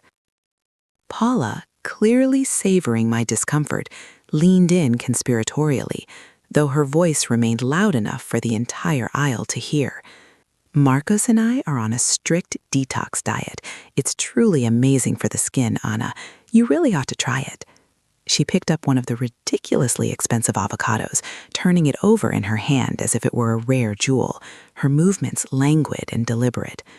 Her gaze swept over me once more, lingering on my own skin, which I knew must look like sun-baked earth compared to her dewy glow. The implication hung heavy in the air, thick and suffocating as summer humidity. You are not good enough. You are not worth taking care of. She gave a final dismissive wave, a faint, condescending smile playing on her lips, and then, with a light laugh that grated on my nerves like fingernails on a chalkboard, she swiveled on her heel and glided away, pushing a sleek silver cart overflowing with colorful, unattainable bounty. Her footsteps faded, leaving behind a vacuum of silence that felt heavier than any sound. I stood there, rooted to the spot, the fluorescent lights buzzing above me, casting long, lonely shadows. The humiliation, a bitter seed, had taken root deep within me, already beginning to sprout tendrils of self-doubt that choked the last vestiges of my courage. I was a forgotten stone by the river's edge, eroded by time, passed over by the current, left behind by the one who once walked beside me. Each sunrise, the same path stretched before me, a familiar, well-worn trail leading to the concrete canyon where my days now bled into one another. My office, a sterile box of pale gray walls and humming fluorescent lights, became another place where my spirit, once a fierce hawk, folded its wings, becoming a quiet sparrow. I'd arrived before the sun fully cleared the horizon, the air outside still holding the cool, damp breath of the night. The scent of stale coffee from the previous shift and the faint chemical tang of cleaning supplies hung heavy in the air as I unlocked my door. The click of the tumbler mechanism, a sharp, solitary sound, was often the only noise in the vast, empty corridor. My ritual never varied. First, my old, chipped mug, a gift from my granddaughter years ago, found its place by my keyboard. Then I'd power on my computer, the whir of the fan a low, monotonous drone, a prelude to the day's quiet hum of ignored existence. I'd arrange my desk with precision, files stacked, pens aligned, a silent testament to an order I craved but rarely found in my own life. My fingers, accustomed to the rhythmic dance, would fly across the keyboard, processing reports, responding to emails, sifting through the digital detritus of the day before. Every task, no matter how small or seemingly insignificant, received my full, unwavering attention. My reports were always submitted early, meticulously proofread, without a single misplaced comma. My files were a library of perfect organization, each document living in its rightful place. I was the quiet engine that kept the gears turning, unseen, unacknowledged. One Tuesday morning, the office air thrummed with a different kind of energy. Barry, my boss, a man whose smile rarely reached his eyes, called us into the small conference room. The fluorescent lights flickered above, casting harsh shadows. Young Michael, barely old enough to shave, sat perched on the edge of his seat, a restless hummingbird. Barry cleared his throat, a sound like dry leaves skittering on asphalt. "Folks," he boomed, "I want to highlight some exceptional thinking. Michael here, he just dropped a gem on us, a completely new approach to our client outreach strategy, something we've never considered before." He beamed at Michael, whose chest puffed out like a proud robin. Michael nodded, a confident, practiced tilt of his head. My stomach, a tight knot, dropped to my knees. The words felt like stones thrown at my back, each one stinging. Barry was describing, almost verbatim, the very strategy I'd outlined in a memo last week, a memo that had been met with the same silence as a desert wind. I remembered his brief dismissive glance at my email subject line, a flicker of his eyes, then a rapid click to the next message. My idea, my carefully constructed plan, had been a ghost in the machine, passing through the circuits without leaving a trace, only to reappear, resurrected and celebrated, in the mouth of a younger man. I felt the familiar weight settle on my shoulders, a cloak of invisibility woven from disregarded words. My gaze dropped, drawn to the scuffed linoleum beneath my worn shoes. My shoulders curved inward, a subconscious act of shrinking, trying to occupy less space, to become even more unseen. The air grew thick, pushing down on me. Later that same day, during the general team meeting, the hum of voices rose and fell like waves on a distant shore. We were discussing quarterly projections. I saw an opening, a small crack in the conversation. Perhaps, I started, my voice a tentative whisper, if we reallocate some of the marketing spend towards... But my words were swallowed whole. Greg interrupted, loudly clearing his throat, his booming voice cutting through mine like an axe through kindling. Good point, Greg, Barry chimed in, oblivious, already moving on. My half-formed sentence hung in the air. A wisp of smoke instantly dispersed. My mouth clicked shut. A heavy sigh, barely audible, escaped my lips. I felt a chill spread through me, like icy water pooling in my veins. My gaze found the cold coffee mug on the table before me, its ceramic surface dull and lifeless. I picked it up, feeling the residual coolness against my palm, a mirror to the temperature in my own heart. No one noticed. No one saw the tremor in my hand, the silent resignation that etched itself around my eyes. They never did. My silent effort, my steady dedication, was just a whisper on the wind, unheard, unvalued, a secret known only to the empty space where my courage used to stand. The calendar on the kitchen wall, a gift from Mariana 2 Christmases ago, stared back at me. A small, hand-drawn feather marked today's date. My birthday. Another year had circled the sun, another ring added to the old tree, but this one felt less like a celebration and more like a quiet burial. The morning air itself felt thin, barely enough to fill my lungs, each breath a struggle against the invisible weight pressing on my chest. I had woken to the usual quiet, the kind that buzzes in your ears until it becomes a part of you, a hollow echo in the chambers of your own heart. No hurried footsteps, no whispered excitement, no scent of coffee already brewing, waiting for me. Just the sun climbing slow and steady over the ridge, painting the window in pale, indifferent gold. I moved through the house like a ghost haunting my own living memory, my bare feet cool against the worn linoleum. The silence stretched deep and wide, like an empty desert under a moonless sky. It was a silence I knew well, a familiar companion that often felt more true than any human voice. I reached for the old ceramic mug, the one with the chipped rim that Mariana had painted for me when she was just a small sprout, all clumsy fingers and bright laughter. It sat on the counter, waiting. I filled the kettle, watching the cold water coil into its belly, then set it on the gas stove. The hiss of the rising heat, the low rumble as it built to a boil, those were the loudest sounds in the world just then. Then a sharp, sudden trill. The phone. It sliced through the quiet, a jolt that made me jump, nearly dropping the mug. My hand trembled as I reached for it, a strange mix of hope and dread tightening my throat. Who would call? My heart, a startled bird, fluttered against my ribs. Hello? My voice sounded reedy, a dry leaf rustling in the wind. Mom, happy birthday! Mariana's voice, a bright, hurried stream, spilled from the receiver. It was fast, too fast, like she was trying to outrun something. I just wanted to call quickly and say happy birthday. Gosh, I'm so sorry. I can't stay on long. Paula and Dad have this super important commitment today. You know how it is. We're just rushing out the door. My grip on the phone tightened until my knuckles blanched white. Oh, I managed, the word a small, deflated balloon. The warmth that had bloomed briefly in my chest shriveled to ash. No, how are you? No, what are your plans? Just the quick, obligatory chirp. A feather dropped on the wind and gone. My old friend Vera, a woman who carried the resilience of the ancient river stones in her smile, stood on my porch. A wave of something akin to panic, a desperate need to hide, washed over me. I wasn't ready for eyes that truly saw. Not now. Not like this. I wanted to pull the covers over my head and disappear. But her hand was already raised again, another firm wrap. There was no escaping her. I unlatched the deadbolt, the metallic click echoing too loudly in the quiet house, and slowly, deliberately pulled the door inward. The afternoon light, usually so indifferent, seemed to sharpen, highlighting every shadow on my face, every weary line etched around my eyes. Vera stood there, a beacon against my encroaching darkness. Her eyes, the color of ancient jade, took me in, sweeping across my tired face, the untamed strands of hair escaping my braid, the slump of my shoulders that had become a permanent fixture. In her left hand, she clutched a generous bouquet of daisies, white petals radiating from golden centers, simple, honest flowers that spoke of sun and open fields. She held them like an offering, a small sun in her hand. "Anna," she said, her voice soft but unwavering, like the steady flow of a creek. Not a question, but an observation, layered with concern so thick you could feel it. Her gaze didn't flinch, didn't offer the pity I'd grown accustomed to from strangers, but rather a profound understanding, a deep well of shared history that stretched back to our girlhood. "You're not well. I feel it." The words weren't accusatory, but a statement of truth she had simply known, like the old ones know when a storm is brewing on the horizon, not by looking at the clouds, but by feeling the shift in the air, the stir in the wind.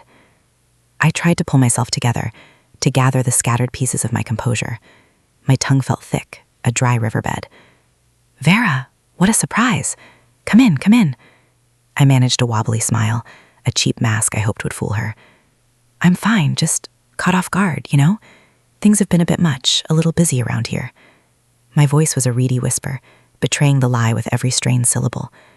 I made a vague gesture towards the empty living room, trying to imply a flurry of unseen activity, a bustling life I no longer lived.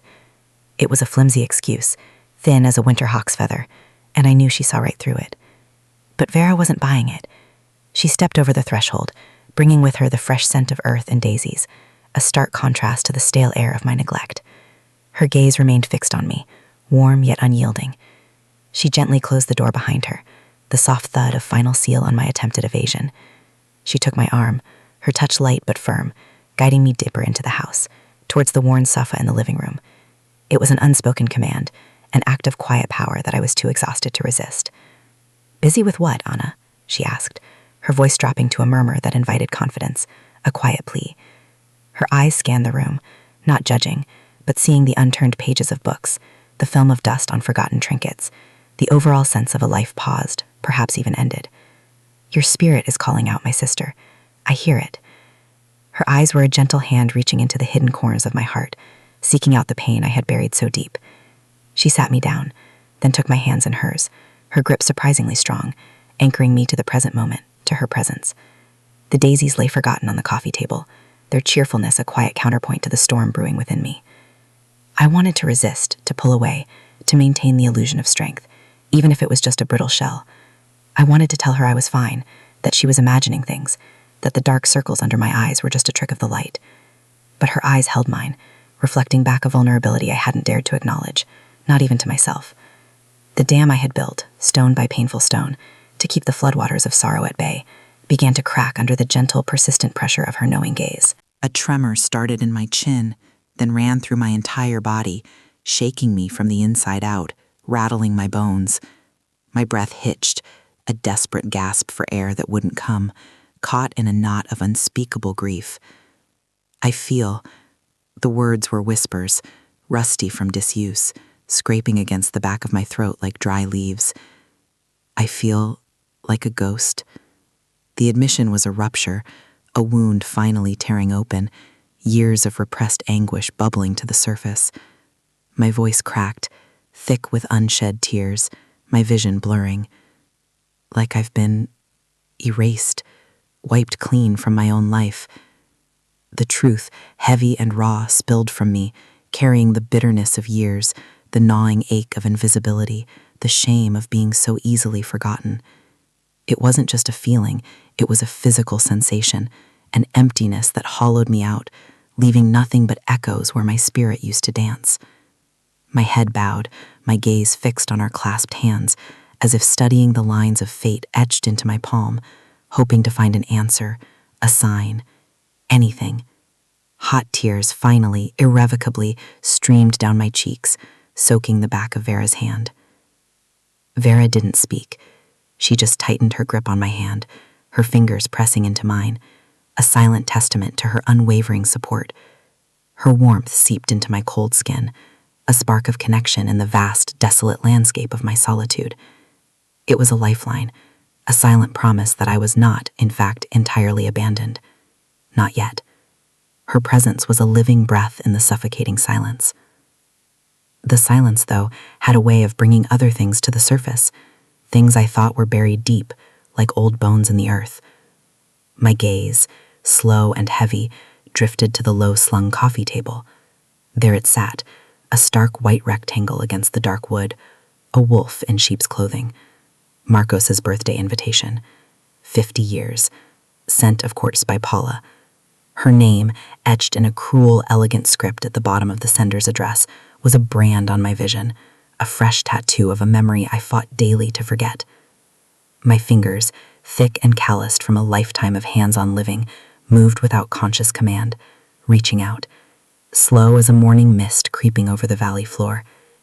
They closed around the crumpled edges of the card, already softened and creased from countless times I'd picked it up, turned it over, and then always put it back down, like a snake I was afraid to touch but couldn't quite bring myself to kill. The paper felt thin, cheap, almost mocking in its flimsiness, like a secret whisper meant only for me.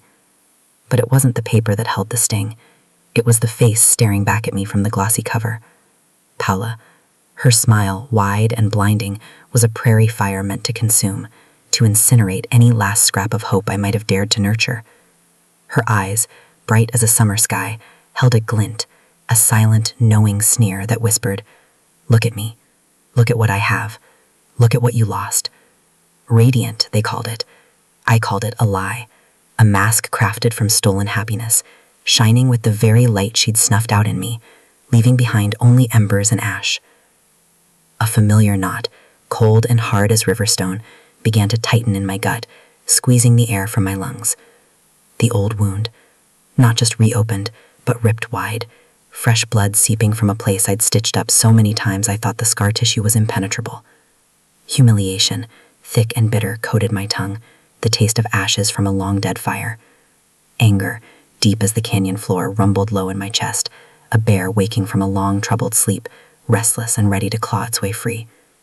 My fingers, still clutching the invitation, began to tremble, a faint, barely perceptible vibration that nevertheless resonated through my whole being, making the thin card rustle softly, a dry, whispering indictment. I dug my thumbnail into the corner, pressing down, feeling the paper give way, crumpling further, a small, satisfying destruction that offered a fleeting taste of power, a promise of something more. I closed my eyes for a beat, drawing in a breath that was more a struggle than an inhale. It scratched at the back of my throat, tasting of dust and old tears, the lingering phantom of every slight, every dismissal. Then my eyelids fluttered open, slowly, deliberately. The sight of her mocking face was still there, waiting, unchanging, unyielding. But something had shifted. The fog that had kept my vision blurred for so long was beginning to lift.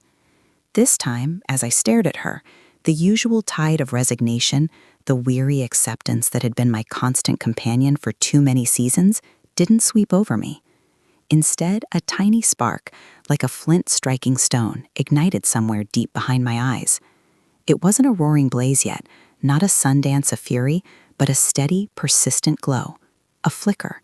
A quiet, defiant promise that the old woman who once bowed her head and accepted her lot like a willow in a storm was no longer quite so willing to bend.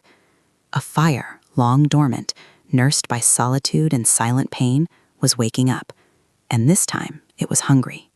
The rotary dial on the old wall phone, cream-colored and chipped in places, felt heavy and cold beneath my trembling fingers. My hand, usually steady from years of routine, shook like an aspen leaf in a stiff breeze. Each number I pressed felt like a stone dropping into a deep, dark well. The plastic of the receiver pressed cold against my ear, the hum of the dial tone a hollow echo of my own emptiness. I had rehearsed what I would say 100 times in my head, but now, with the moment upon me, the words scattered like scared birds. My throat felt like it was lined with desert sand, dry and rough. I swallowed hard, a painful, grating sound in the quiet kitchen. The first ring pierced the silence, then the second, each one tightening the knot in my stomach. On the third, a soft click, and then Vera's voice, calm and steady like a deep, still lake. "Hello, Anna. I was just thinking of you." Her words, so simple, yet they broke something inside me. A dam that had held back a lifetime of unshed tears burst. My breath caught, a ragged gasp, and the first word I tried to form died in my throat, a choked, pathetic sound. I clutched the receiver tighter, knuckles white, the plastic digging into my palm. Vera, I managed, my voice a whisper, thin as winter ice. The sound was so small, I wasn't even sure she heard me. Anna, is everything all right? Her voice, still calm, but now with a thread of concern woven through it, like a strong root seeking water. I took a deep, shuddering breath, trying to corral the wild horses of my emotions. No, I whispered, the single word carrying the weight of years. No, it's not. Paula, she called. I told her everything, the words spilling out of me in a torrent, messy and ungraceful, like rocks tumbling down a steep incline. I painted the picture of Paula's saccharine smile, the false warmth in her voice, the veiled malice in her invitation. I heard myself recount the careful phrasing, how Paula wanted to include me, to have me there as a testament to her generosity. But it wasn't generosity, it was an exhibition. Paula wanted to parade me around like a captured deer, a trophy on display, proof of her victory, her unchallenged reign. Each word I spoke tasted bitter, like ash in my mouth. My voice was raw, raspy, strained, cracking with the humiliation that still clung to me like a stubborn burr. I could feel the heat rising in my face, a blush of shame that stung my eyes. Vera didn't interrupt, not once. I could hear the faint, steady rhythm of her breathing on the other end, a soft, comforting presence that grounded me even as my own world spun. It was like she was sitting right beside me, her gaze unwavering, her spirit holding mine. I imagined her, perhaps, in her favorite armchair, a cup of strong tea steaming nearby, her wise eyes closed in silent contemplation, absorbing every fractured piece of my pain without judgment. Her silence wasn't empty. It was a vast open space where my shattered self could finally begin to breathe. When I finally ran out of words, leaving a raw, exposed silence hanging between us, Vera's voice came, gentle as a morning mist, yet carrying the strength of ancient stone. "Anna," she began, her tone measured, thoughtful. "What if you went?" The question hit me like an unexpected gust of wind, stealing my breath, rattling the very foundations of my being. My grip on the phone receiver loosened slightly. Go? To that place of public humiliation? My mind screamed, no! My body recoiled, muscles tensing, a cold dread washing over me. Then Vera continued, her words weaving a different kind of path. But not as the Anna of before. Go as the Anna you always wanted to be, the Anna that is kept safe, hidden inside you, like a precious seed waiting for the right soil. The receiver grew heavy in my hand again, but this time the weight felt different, like a stone with a secret carved into it. A deep, resonant silence settled on the line, not the one born of my despair, but one pregnant with possibility. Her words echoed in the hollow chambers of my heart, stirring something long dormant. The Anna I always wanted to be. Who was that? Had she ever truly existed? Had I buried her so deep that even I couldn't find her anymore? A tiny spark, barely visible, flickered in the vast darkness that had become my inner landscape. But how? My voice was barely a whisper, thin and reedy, imbued with the full weight of my confusion and self-doubt. I don't know who that Anna is anymore, Vera. I've forgotten her. Or maybe she was never truly there. The last part was a confession, a lament for a self I felt I had lost, or perhaps never truly found. Vera's sigh was soft, a rustle of dry leaves in autumn. You do, little sister. She's just been sleeping. Start with the basics. Look around you. What makes you feel good? Not what they expect, not what they might judge. What brings you joy? What lights up the corners of your own spirit? Do it not for them, Anna, but for you. Let your spirit breathe. A lump, solid and unyielding, formed in my throat, threatening to choke me again. But this time it wasn't just pain. It was a strange mix of sorrow for what had been lost and a sudden, sharp clarity. For me, the words resonated deep within my bones, a melody I hadn't heard in decades. A warmth, faint at first, like the first rays of the morning sun touching my skin, began to spread from my chest outwards. It wasn't a sudden blaze, but a gentle, persistent glow, pushing back against the shadows. A small seed of hope, long dormant in the barren earth of my heart, stirred. A tiny, brave sprout, pushing against the heavy soil, seeking the light. It was a faint spark, yes, but it was there, humming with a quiet, undeniable possibility. A flicker in the darkness, but a flicker strong enough to guide me forward. My feet, suddenly lighter, carried me down the worn wooden steps that led to the forgotten heart of my home, the garden. Each step groaned under my weight, a lament for seasons uncounted, for footsteps that had not graced them in a lifetime. The air grew thicker, cooler, carrying the scent of damp earth and something else, something wild and untamed. A faint apprehension, like a shadow passing over the moon, touched me as I reached the bottom step. Before me stretched a tangled wilderness. Once this place had been a vibrant tapestry, a riot of color and fragrance that sang with the morning dew. Now it was a war zone of forgotten dreams. Weeds, thick and arrogant, had staked their claim, their thorny tendrils weaving a suffocating blanket over every inch of ground. Rose bushes, once proud dancers, now sagged, their leaves yellowed, their few remaining blooms shriveled and brown, clinging to life by a thread. The air hung heavy with the silent accusation of neglect, a whisper of what might have been, swallowed by the hungry silence of what was. I knelt. My knees, stiff from years of less noble bending, creaked in protest, but I pushed through the discomfort. My gaze settled on a patch of earth near what used to be a bed of wild calendula. The soil, though choked, held a promise beneath the chaos. My fingers, hesitant at first, like a fawn testing new ground, then plunged deep into the cold, damp earth. It was a shock, a jolt of recognition, like meeting an old friend after many moons. The cool dampness seeped into my skin, through my nails, carrying with it the deep, earthy scent of living soil. A tremor ran through me, a shiver that had nothing to do with the chill. This earth, this very earth, had been my confidant, my silent partner through countless sunrises and sunsets. I remembered the rhythm of my hands sifting through its dark richness, the gentle pull of tiny roots as I coaxed life from barren patches. I remembered the sweet ache in my back, the sun warming my shoulders as I bent low, speaking silent prayers to the sprouts pushing their brave green heads towards the sky. The earth remembered me. I felt it, a quiet hum, a deep resonance from the days when my hands danced with its lifeblood, when my spirit felt connected, whole. A tenacious bindweed, thick as a hunter's rope, had coiled itself around a struggling lavender plant. My teeth gritted. This weed, this greedy intruder, mirrored something within my own life. With a surge of something primal, something long dormant, I dug my fingers around its base.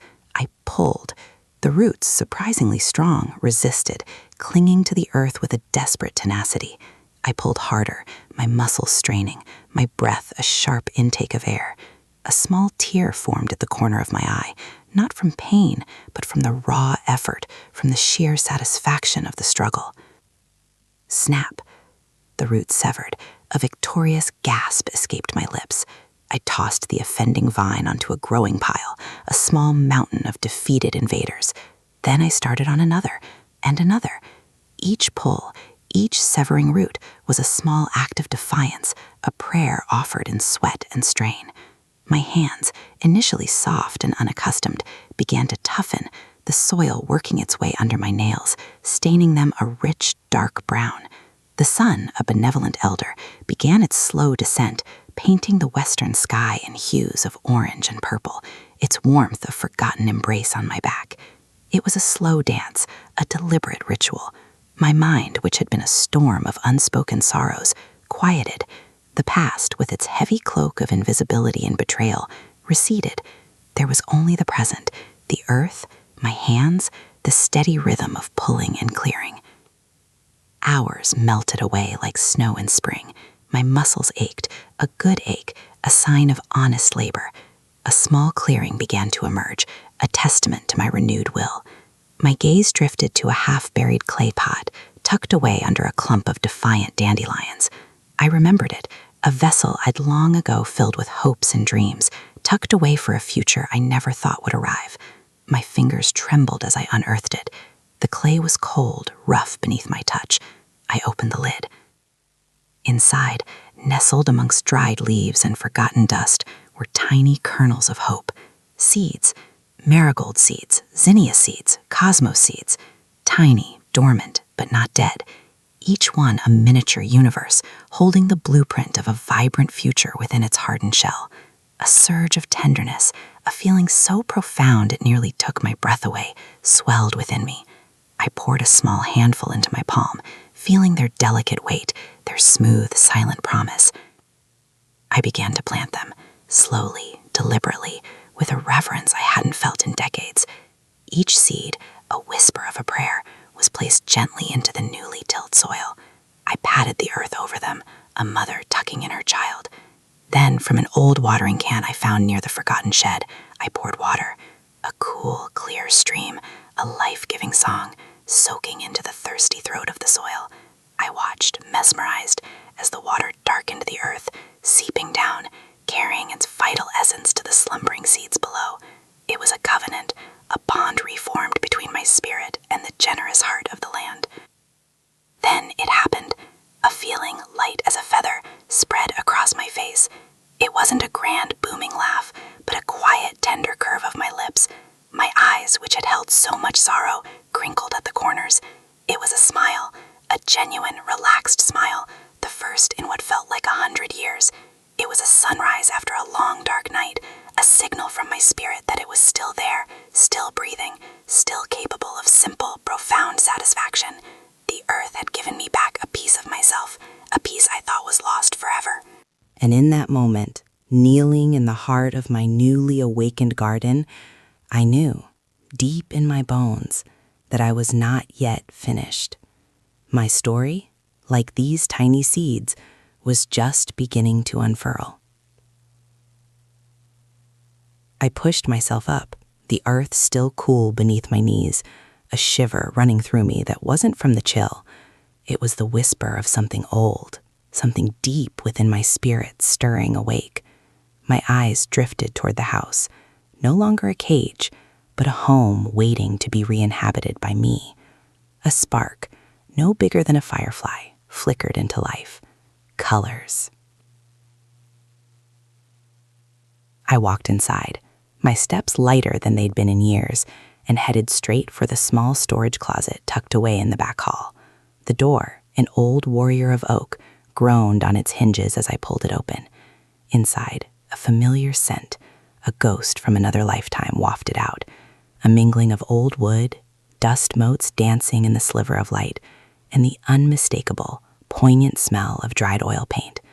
It was the scent of forgotten dreams, of a passion carefully, painstakingly put away, like a precious but dangerous medicine.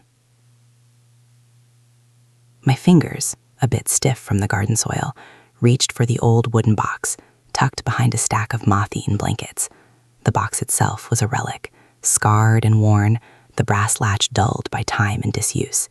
Dust, thick as a winter blanket, coated its surface, clinging to my fingertips like tiny secrets.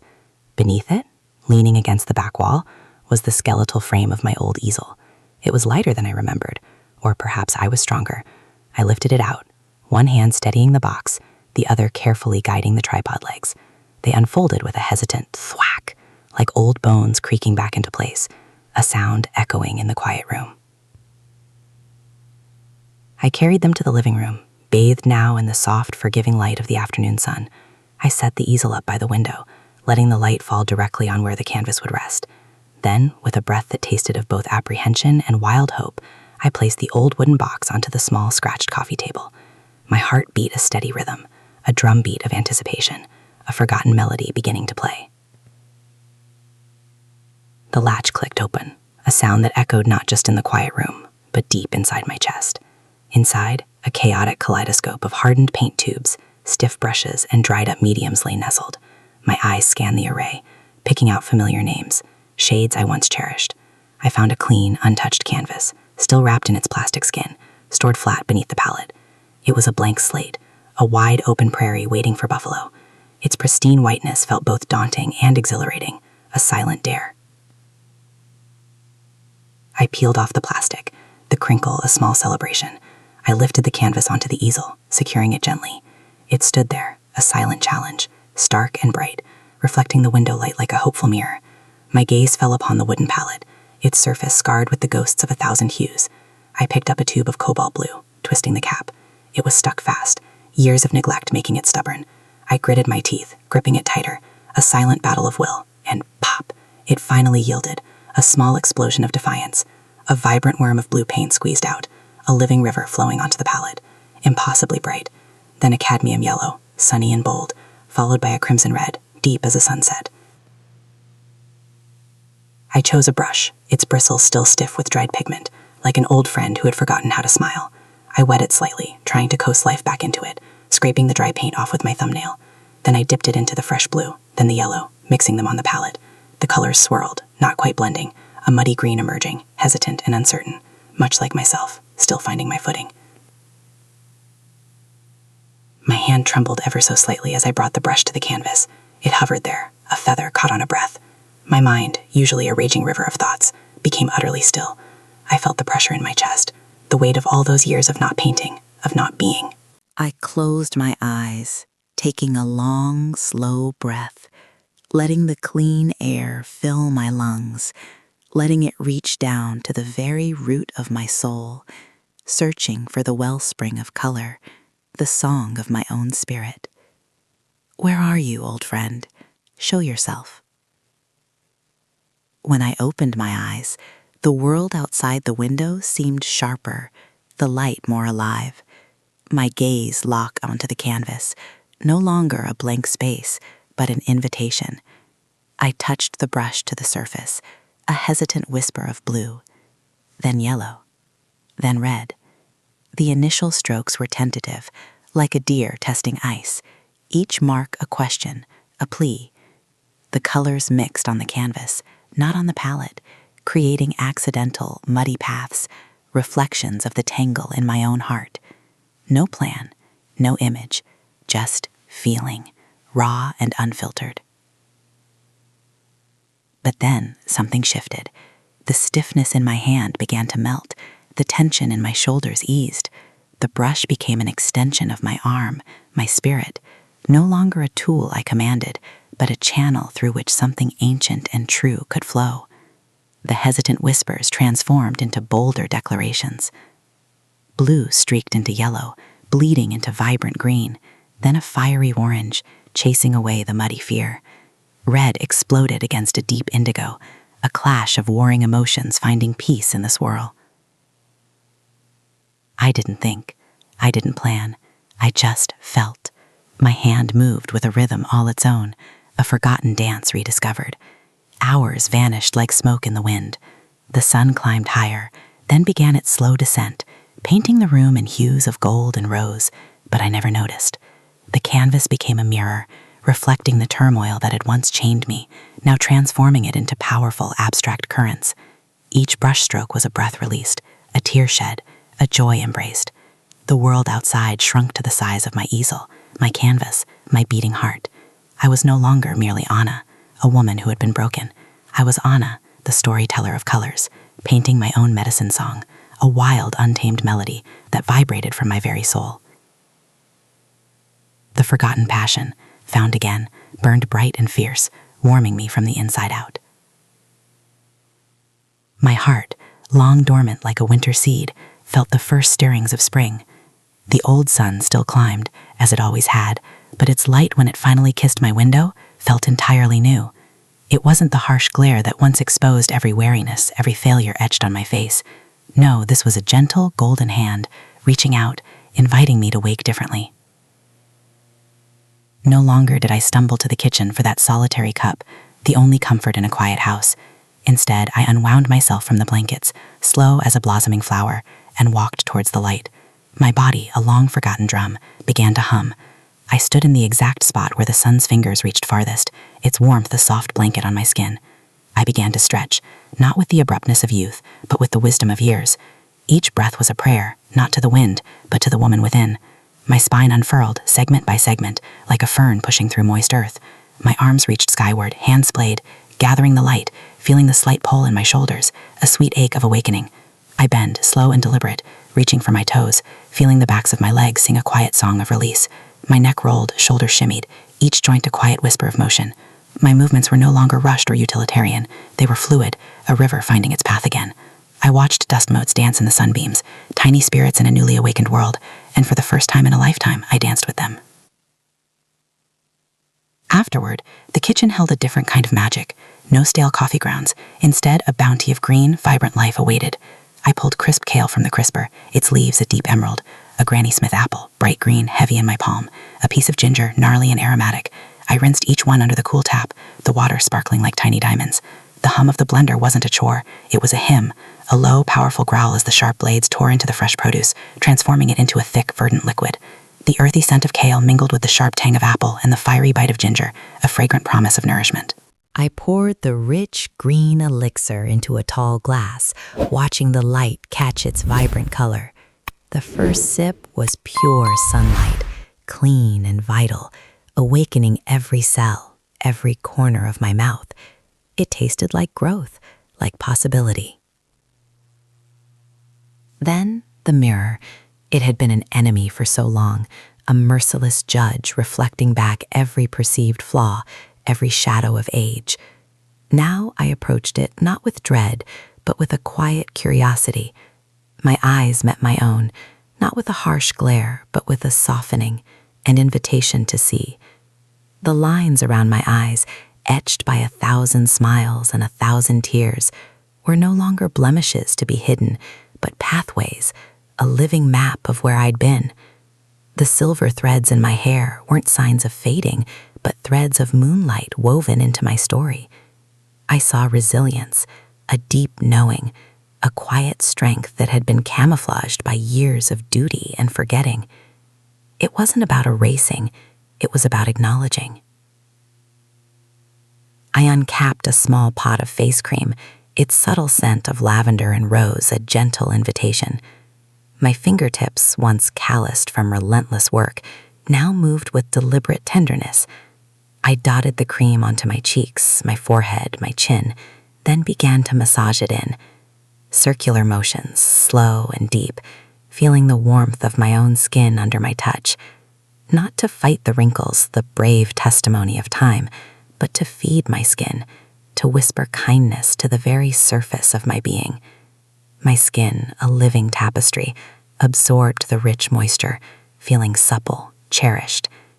These hands that had served so many now served me, nurturing the canvas of my face.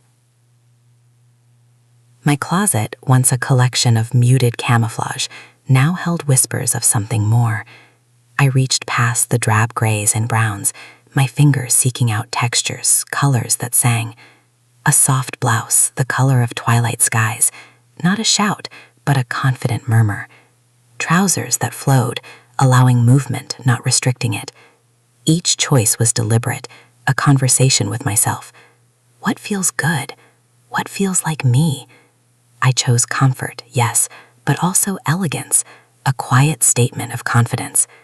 I stepped into my new skin, feeling the whisper of the fabric against my body. It wasn't about being seen by others, but about being seen, truly seen, by myself. The final touch, my old glasses perched on my nose, had felt like a cage. Their frames, once chosen for discretion, now felt heavy, obscuring more than they clarified. I reached for the new pair, sleeker, lighter, with a frame that flattered the strong lines of my face, not shrinking from them. I slid them on. The world snapped into sharper focus, colors brighter, edges cleaner. It wasn't just the improved prescription, it was a shift in perspective. The world hadn't changed, but the way I chose to look at it had. With new eyes, I saw new possibilities, a clearer path forward. I was a storyteller of colors, painting my own medicine song, a wild, untamed melody that vibrated from my very soul. The forgotten passion, found again, burnt bright and fierce, warming me from the inside out. Each morning, a renaissance, a quiet rebellion of self-love. One crisp morning, the sun, a generous elder, spilled golden light across the dust motes dancing in my living room. It was time to clear the clutter, to make my space as clear as my mind was becoming. My hand instinctively reached for the old oak chest, a relic Marcos had insisted on keeping, stuffed with forgotten histories, mostly his. I started with the bottom drawer, a repository of papers he'd always deemed too important to throw away, but not important enough to sort. A familiar dance of exasperation and resignation would usually begin, but not today. Today, my fingers moved with a quiet purpose, a calm strength I hadn't known I possessed. I began to pull out old utility bills, expired warranties, and forgotten receipts. each rustle a tiny whisper of a life once lived in shadows. My gaze lingered on a faded grocery list from years ago, Marcos's neat script demanding specific, expensive cheeses. I almost chuckled, a dry, bitter sound that tied in my throat. My own needs had always been an afterthought, a footnote in his grand narrative. I tossed it into a growing pile for shredding, the paper tearing with a satisfying rip. Deeper in the drawer, beneath a stack of brittle newspapers, my fingertips brushed against something firm, something unexpected. It was a shoebox. Not just any shoebox, but one I vaguely remembered Marcos asking me to hold on to, years ago, for safety, he'd said, his voice laced with an urgency that, at the time, I'd simply accepted as a man's worry. It felt heavy, filled with more than just old receipts. Dust, thick as a winter blanket, coated its lid, a testament to how long it had sat undisturbed, unseen. My breath hitched. This was a deeper hiding place than even I remembered. I pulled it out, my fingers tracing the outline of a faded Nike logo. A peculiar tremor ran through my hand, a subtle shiver that wasn't from the cold. It was the whisper of something unsettling, a quiet drumbeat in the marrow of my bones. I pried open the lid, a tiny cloud of dust puffing into the air, catching the sunlight like a swarm of tiny golden spirits. Inside, not shoes, but stacks of documents, tightly bound with brittle rubber bands. Bank statements, investment portfolios, legal-looking papers with official seals and unfamiliar corporate names. My first instinct was to dismiss them, to label them Marcos's boring finance stuff, and toss the entire box into the shredding pile. It was his world, not mine, a world he'd always kept locked tight, a silent vault where I was never granted a key. But something stopped my hand. A small, almost imperceptible detail on a particular statement. A date, bold and clear, October 12th, 2018, and right beside it a figure, USD $250,000. My brow furrowed. That date, that year, it nagged at me like a persistent fly. It was just a few months after Marcos had told me we had to tighten our belts, after he'd convinced me to sell a small parcel of land I'd inherited from my mother. Land, he said, was a burden and not bringing in any income. He'd handled the sale, of course, the proceeds, a paltry sum, disappearing into what he called our joint account, but which I never really accessed. My heart began to beat a little faster, a confused flutter against my ribs. Marcos had always been a closed book about money, his lips sealed tighter than a winter tomb. Any mention of finances would be met with a terse shrug, a dismissive wave of the hand, or a convoluted explanation that left my head spinning, deliberately I now suspected. He guarded those numbers like a dragon hoarding gold, and I, foolishly, had always trusted him to protect our nest. Now a cold seed of unease began to sprout in my gut. Why would he have this much money at that exact time, when he was simultaneously telling me we were struggling? My curiosity, a flickering ember fanned by a newfound wind of self-trust, refused to let me simply discard the box. This wasn't just Marcos's stuff anymore. This was a riddle, a broken piece of a puzzle I hadn't even known existed. My gaze swept over the documents again, searching for more clues, for any familiar signpost in this foreign landscape of corporate jargon and numbered accounts. I picked out a few terms: offshore holdings, bearer bonds, Panama Trust. The words felt heavy on my tongue, tasting of shadows and secrets. I stood, the old oak chest momentarily forgotten, the shoebox clutched in my trembling hands. My bare feet carried me across the living room carpet, a path I had walked 1,000 times, but now it felt like sacred ground, leading me to a crossroads. My old, heavy desktop computer, usually reserved for emails and the occasional video call with my sister, seemed to hum with an anticipation of its own. I pressed the power button, the screen flickering to life, a blue light washing over my face. My fingers, usually hesitant on the keyboard, felt surprisingly nimble. I typed offshore holdings into the search bar, my breath held tight in my chest. The internet, a vast ocean of information, opened before me. I clicked on a reputable financial news site, then another, wading through the dense language, searching for explanations, for meaning. My mind, once content with simple truths, now thirsted for the hidden ones. Each click, each scroll, was a step deeper into the dark forest Marcos had cultivated around our life. Then, a headline caught my eye, a shimmering lure in the digital sea, the dark side of offshore trusts, hiding assets and evading taxes. My eyes widened, not just a little, but enough for the muscles around them to ache. A small gasp escaped my lips, a sound like a tiny bell ringing in an empty cathedral. The light from the screen reflected in my pupils, making them appear vast, dark pools. Something cold and sharp coiled in my stomach. The words swam before me, a familiar name, a date, a sum of money, all connected. The pieces were starting to fit, not into a comforting whole, but into a jagged, painful image of deceit. My breath caught, a silent scream building in my throat. The quiet rebellion within me was about to become a roar.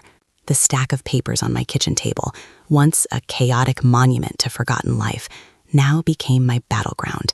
My fingers, surprisingly steady, began the slow, deliberate work of sifting. Each document was a whisper, then a shout, in a language I was just beginning to understand. I spread them out, a dizzying mosaic of bank statements, tax returns, old loan agreements, investment portfolios. The cheap scent of aging paper filled the air, a musty perfume of neglect, and, as I would soon discover, deception. Days melted into one another, marked only by the shifting angles of sunlight across the floor and the deepening shadows under my eyes. Mornings began with the ritual of brewing coffee, the gentle gurgle of the machine a brief comfort before I plunged back into the cold, hard logic of numbers. I'd pick up a bank statement from 2008, then a tax declaration from 2009, then a cryptic invoice from a company I'd never recognized. My head buzzed with dates, figures, names, like a swarm of angry bees trying to find their way home. I'd hold the document up to the light, as if transparency itself would reveal the hidden truths. My index finger, a solitary explorer, traced lines of debits and credits, trying to map the hidden currents beneath the surface. The computer became an extension of my own searching mind. The soft blue glow of the screen became my moon, illuminating my solitary nights. I learned to navigate the labyrinthine corridors of public records, corporate registries, and financial news archives. My mouse clicked with a rhythmic, almost hypnotic cadence. I cross-referenced everything.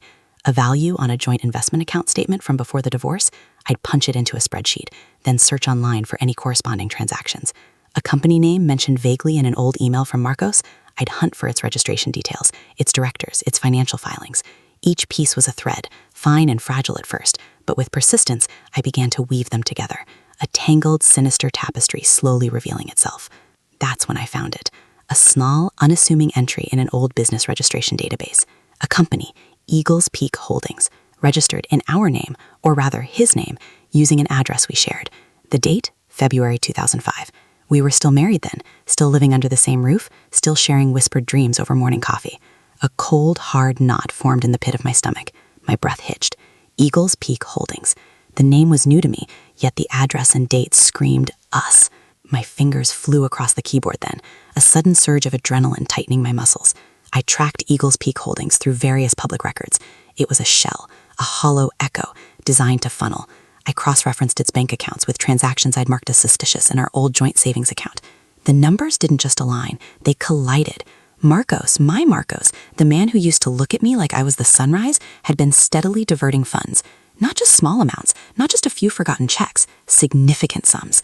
Assets that were meant to be ours, divided equally, now vanished into the maw of this phantom company. This wasn't negligence.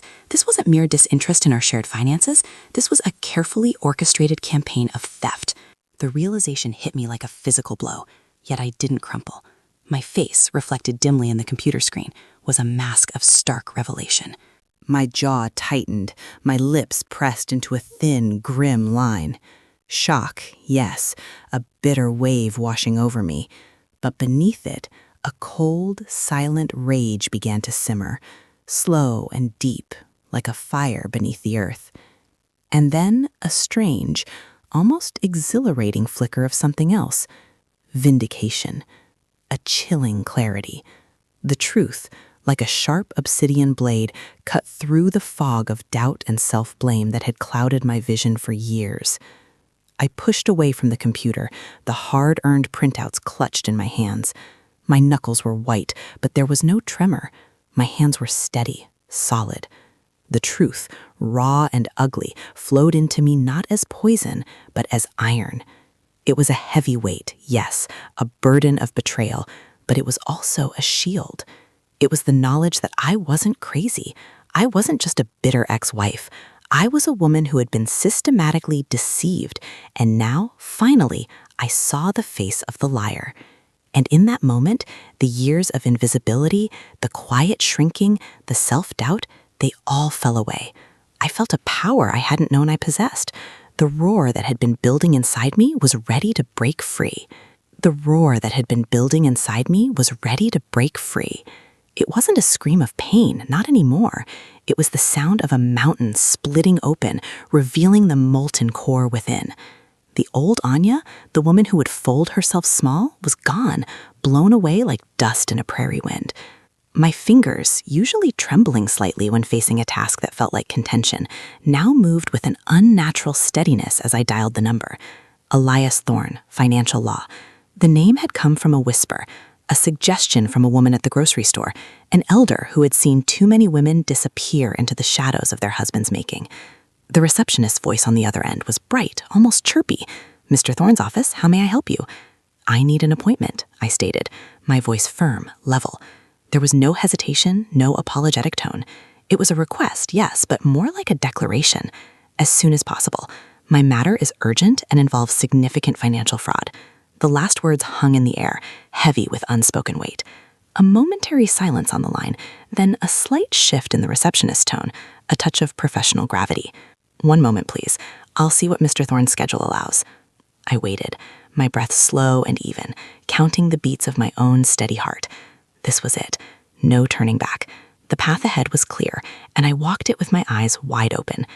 "Mr. Thorne can see you tomorrow morning at 9, she finally said, a hint of surprise in her voice, as if securing such a prompt meeting was unusual.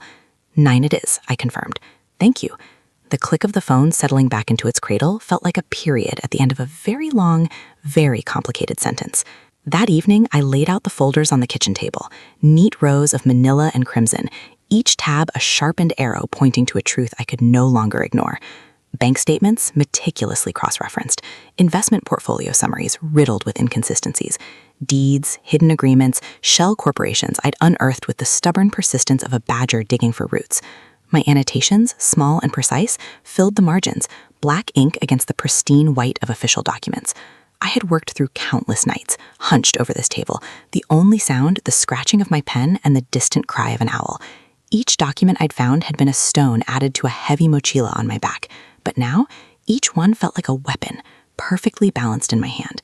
The stack felt heavy, not with sorrow, but with the dense weight of undeniable truth.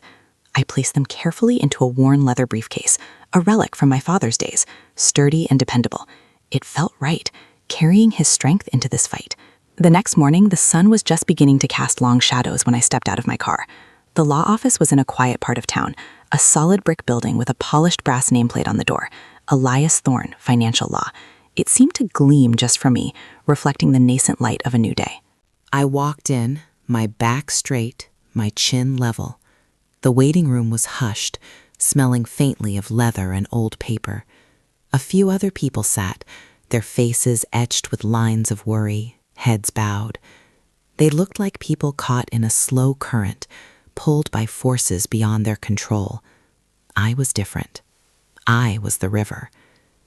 The receptionist, a young woman with kind eyes, greeted me. "Ms. Anna?" "Yes," I replied, my voice clear. "Mr. Thorne will see you now." I followed her down a short hallway, the carpet thick underfoot, muffling my steps. My heart beat a steady rhythm, not a frantic flutter. The door opened, revealing a spacious office. Bookshelves filled with leather-bound volumes lined the walls, and a large oak desk dominated the room. Behind it sat a man with silver hair and intelligent, weary eyes that seemed to have seen much of the world's dealings. Mr. Thorne. "Ms. Anna, please, have a seat." He gestured to a high-backed leather chair opposite him. I walked to the chair, not rushing, and settled into it, placing my father's briefcase carefully on the floor beside me. My posture was different now, erect, grounded. I met his gaze directly, holding it without a flicker. My eyes, which had for so long tried to disappear, were now fixed, unblinking. "Thank you for seeing me, Mr. Thorne," I began, my voice steady as a drumbeat. It surprised even me how calm it sounded, devoid of any tremor or uncertainty. I reached down, unlatched the briefcase, and lifted out the first meticulously organized folder. "I believe I have uncovered a pattern of financial misconduct by my husband, Marcos." He nodded, a polite, almost practiced gesture, picking up a pen. "Go on, Miss Anna." I began to lay out the story, not as a woman wronged, but as a meticulously prepared witness. Each detail, each date, each suspicious transaction. I opened the folders, presenting documents one by one, explaining the discrepancies. Here in 2018, I said, pointing to a highlighted section, he liquidated a significant portion of our joint savings, then transferred it to an offshore account. This account, I later discovered, belongs to a company registered under his sister's name, but with him listed as the sole beneficial owner. My voice, steady as a blade cutting through silk, laid out the bones of his deception. I spoke of the forged signatures, the falsified tax documents, the systematic siphoning of our shared assets over years, always under the cloak of his business ventures. Mr. Thorne listened, his initial polite interest sharpening like a hawk's at a sudden movement in the undergrowth. He stopped making perfunctory notes, his pen hovering over his legal pad. Then he leaned forward, his elbows on the desk, eyes fixed on me, then on the documents I presented. He adjusted his glasses, a slow, deliberate movement, taking in the sheer volume of evidence, the undeniable truth staring back at him from the crisp paper. He flipped through one of my summary pages, his brow furrowed. He didn't interrupt, but the subtle shifts in his expression spoke volumes. Surprise, then concern, then a growing gravity. When I finished, the silence in the room stretched, thick and heavy. I had spoken for what felt like an hour, laying bare the intricate tapestry of Marcos's betrayal. I clasped my hands in my lap, waiting. My breathing was shallow, but controlled. Finally, Mr. Thorne sat back, a long sigh escaping him. He removed his glasses, rubbing the bridge of his nose. "Ms. Anna," he began, his voice low, This is substantial. The level of detail, the irrefutable proof you've gathered, it's beyond what most clients present." He looked at me, a new kind of respect in his gaze. "This is a very serious situation. Fraud, embezzlement, potentially even money laundering." I met his gaze, my eyes unwavering. My heart might have been pounding a battle drum, but my face remained impassive. "What are my options, counselor?" I asked, my voice firm and controlled, almost metallic, devoid of any raw emotion. It was a question forged in the fires of betrayal, tempered by cold resolve. I want him to pay for what he has done, not for personal vengeance, not for a moment of heat, but for justice, for what is mine by the sacred laws of the land and the spirit. The sun, a fiery hoop, dipped low, painting the sky in war colors, deep oranges bleeding into bruised purples. Marcos's birthday, the day I had marked, etched into my bones, had arrived. My blood hummed, a strange song, not of fear, but of an old drum beat finally finding its rhythm again. I walked into my bedroom, the air still, heavy with unspoken moments. The sounds of distant laughter, already carried on the wind from the patio where guests were gathering, felt like drum beats marking the approach of a turning tide. My hand reached for the dress hanging on the back of the door. It wasn't a showstopper, not a bright feather meant to attract a mate. No, this was something different, a whisper of silk, a riverstone gray, that flowed like water over my skin, finding the curves, acknowledging them without shouting. It was a classic cut, the kind that spoke of silent strength, of roots that run deep. My fingers trailed along the delicate fabric, feeling its smooth, cool texture, a stark contrast to the rough edges of my recent past. As I slipped it on, the material slid effortlessly over my shoulders, down my back, settling around my hips. The fabric, light and unrestrictive, seemed to embrace me, not to bind. A shift, not just in the garment, but inside me. My shoulders, for so long hunched under the weight of his indifference, pulled back, a spirit lifting itself from a long sleep. I felt the gentle pressure of the dress, outlining my figure with a discretion that spoke louder than any flamboyant display. It whispered of elegance, not demand. I saw myself in the mirror, truly saw, perhaps for the first time in decades. The dress moved with me, a second skin, accentuating the wisdom in my frame, the enduring spirit that had weathered so many winters.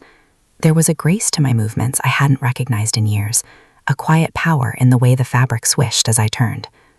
Then the face, my own face. I picked up the small brush, my hand steady, no longer trembling like a leaf in a harsh wind.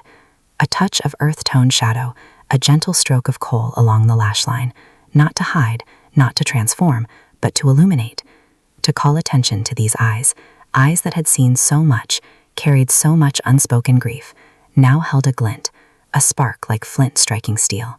They were the eyes of a woman who had walked through fire and emerged, not unscorched, but unbreakable.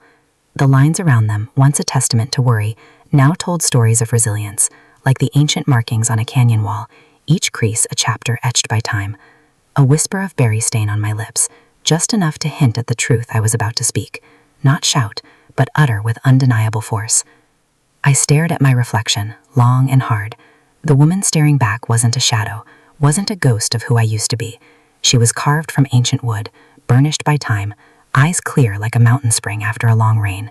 There was no tremor of sorrow, no flicker of old resentment in the depths of my gaze, only a deep, calm stillness, like a lake before a great storm breaks. A stillness born of decision, of a path chosen, one that finally led to honoring my own spirit. My jaw was set, not in anger, but in a quiet, unwavering resolve. My hand moved to the small embroidered pouch I had prepared earlier, not a purse, but a medicine bag for Paddle. Inside, carefully folded, lay the papers, each sheet a stone, each sentence a spear. The bank statements, the forged signatures, the land deeds stolen in the dark of his intentions. My fingers brushed against the crisp edges, a cold fire running through me, not burning, but sharpening my purpose. I eased the pouch into the small, elegant evening bag, a quiet repository for destruction. It settled there, a small, heavy secret, a silent promise of reckoning. The weight of it was grounding, a reminder of the undeniable truth I carried. I took a deep breath, filling my lungs with the scent of the evening, of the coming change. It wasn't the ragged gasp of a cornered animal, nor the shuddering sigh of one giving up. No. This was the breath of a hunter, steadying herself before the chase. A long, slow release, like the breath of the earth before it lets loose a thunderclap. The air around me crackled, charged, not with fear, but with a potent, silent power. The calm before the storm, indeed. But this storm would not just pass, it would cleanse. It would wash away the lies, expose the rot, and leave behind fertile ground for truth to finally grow. My reflection held my gaze, a silent pact of strength. My ancestors' eyes, I thought, finally looking out through mine. I was ready. The air inside was thick with the scent of lilies and privilege, a cloying sweetness that tried to mask the rot I knew lay beneath. My boots, newly polished, met the marble floor with a soft, confident whisper. The grand hall, a cavern of shimmering excess, swallowed me whole, yet could not diminish me. Crystal chandeliers, each droplet catching and splintering the light into 1,000 tiny rainbows, hung like ancient glittering tears from the high ceilings. A symphony of clinking glasses, bright practiced laughter, and the muted thrum of a string quartet washed over me, a wall of sound designed to keep out anything real. I stood there for a heartbeat, just inside the grand archway, a silent sentinel at the edge of their manufactured joy. No grand entrance, no announcement. Just me, a shadow lengthening from the doorway, observing. My gaze, steady and unblinking, swept across the opulent tapestry of silk dresses and tailored suits, a sea of faces I once thought defined my world. The chatter was a murmur against the drums in my ears, the rhythm of my own heart beating a defiant song. I felt the fine silk of my dress cool against my skin, a garment chosen not for flash, but for quiet power, its deep, earthy tones a stark contrast to the glittering superficiality around me. My shoulders were back, my spine straight, a redwood reaching for the sky. And then, my eyes found them. The gravitational pull of their self-importance was undeniable, drawing every gaze, every fawning smile. Marcos, resplendent in a dark suit, his head thrown back in a laugh that once filled my own home, now echoed hollowly across this gilded stage. Beside him, Paula, a scarlet blossom, her hand resting possessively on his arm, her own laughter like the sharp tinkling of ice in a glass. They toasted, their eyes locking, a picture of intertwined contentment, a performance for the eager audience of their peers. This was their stage, their moment of triumph, built on the wreckage of my own shattered peace. The sight didn't sting like a scorpion anymore. It merely solidified the truth of their smallness. Their happiness, I realized, was a thin veneer, easily scratched. My journey across the polished floor began, one foot in front of the other, each step deliberate, unhurried. The music, a familiar waltz, seemed to slow its tempo, or perhaps it was my own internal clock that had recalibrated. My presence, at first unnoticed, began to ripple through the periphery. A head turned, then another. A whisper quickly stifled. The laughter, a moment ago so unrestrained, now seemed to falter, a momentary stutter in the symphony of their shallow revelry. Marcos's eyes, drawn by some unseen force, flickered toward the entrance. His smile, fixed only seconds before, now faltered, dissolved into something akin to a startled deer caught in the flickering light of a distant fire. His jaw tightened, a subtle tremor in the hand holding his champagne flute. Surprise, yes, but beneath it, a nascent flicker of panic, a realization that the ghost he thought he'd laid to rest had returned, not in chains, but adorned in silent dignity. Paula, sensing his sudden shift, followed his gaze. Her eyes, those same calculating windows I remembered from the first bitter bite of betrayal, met mine. For a fraction of a second, the mocking smile, the one that had cut me to the bone so long ago, tightened on her lips. A challenge, a sneer, a flicker of the old contempt. But this time it was different. This time I didn't flinch. My gaze was a riverstone, smooth and unyielding. The sting was gone. The fear was a forgotten dream. I kept walking, not towards them, but simply through the space they occupied, acknowledging the landscape of their deceit with quiet grace. A few familiar faces, those distant cousins and old acquaintances who had once averted their eyes, now found their gazes caught. Their surprised expressions morphed into something else entirely, a mixture of awe and recognition. "Anna?" one woman whispered, her voice barely audible above the renewed din. "Is that Anna?" another murmured, her eyes tracing the line of my dress, the proud set of my shoulders. The slight bow of my head in return was not subservience, but a silent acknowledgement of my own worth, an invitation for them to witness the woman who had risen from the ashes they had tried to bury me under. The whispers followed me, not of pity, but of admiration, like a gentle breeze carrying a powerful truth through the room. I was here, and I was ready to gather what was mine. I stood there, a rock in the rising tide, watching as the path cleared between the chattering guests. Then I saw her, a predator sensing a shift in the air, drifting towards me with the practiced grace of a perfect host. Paula.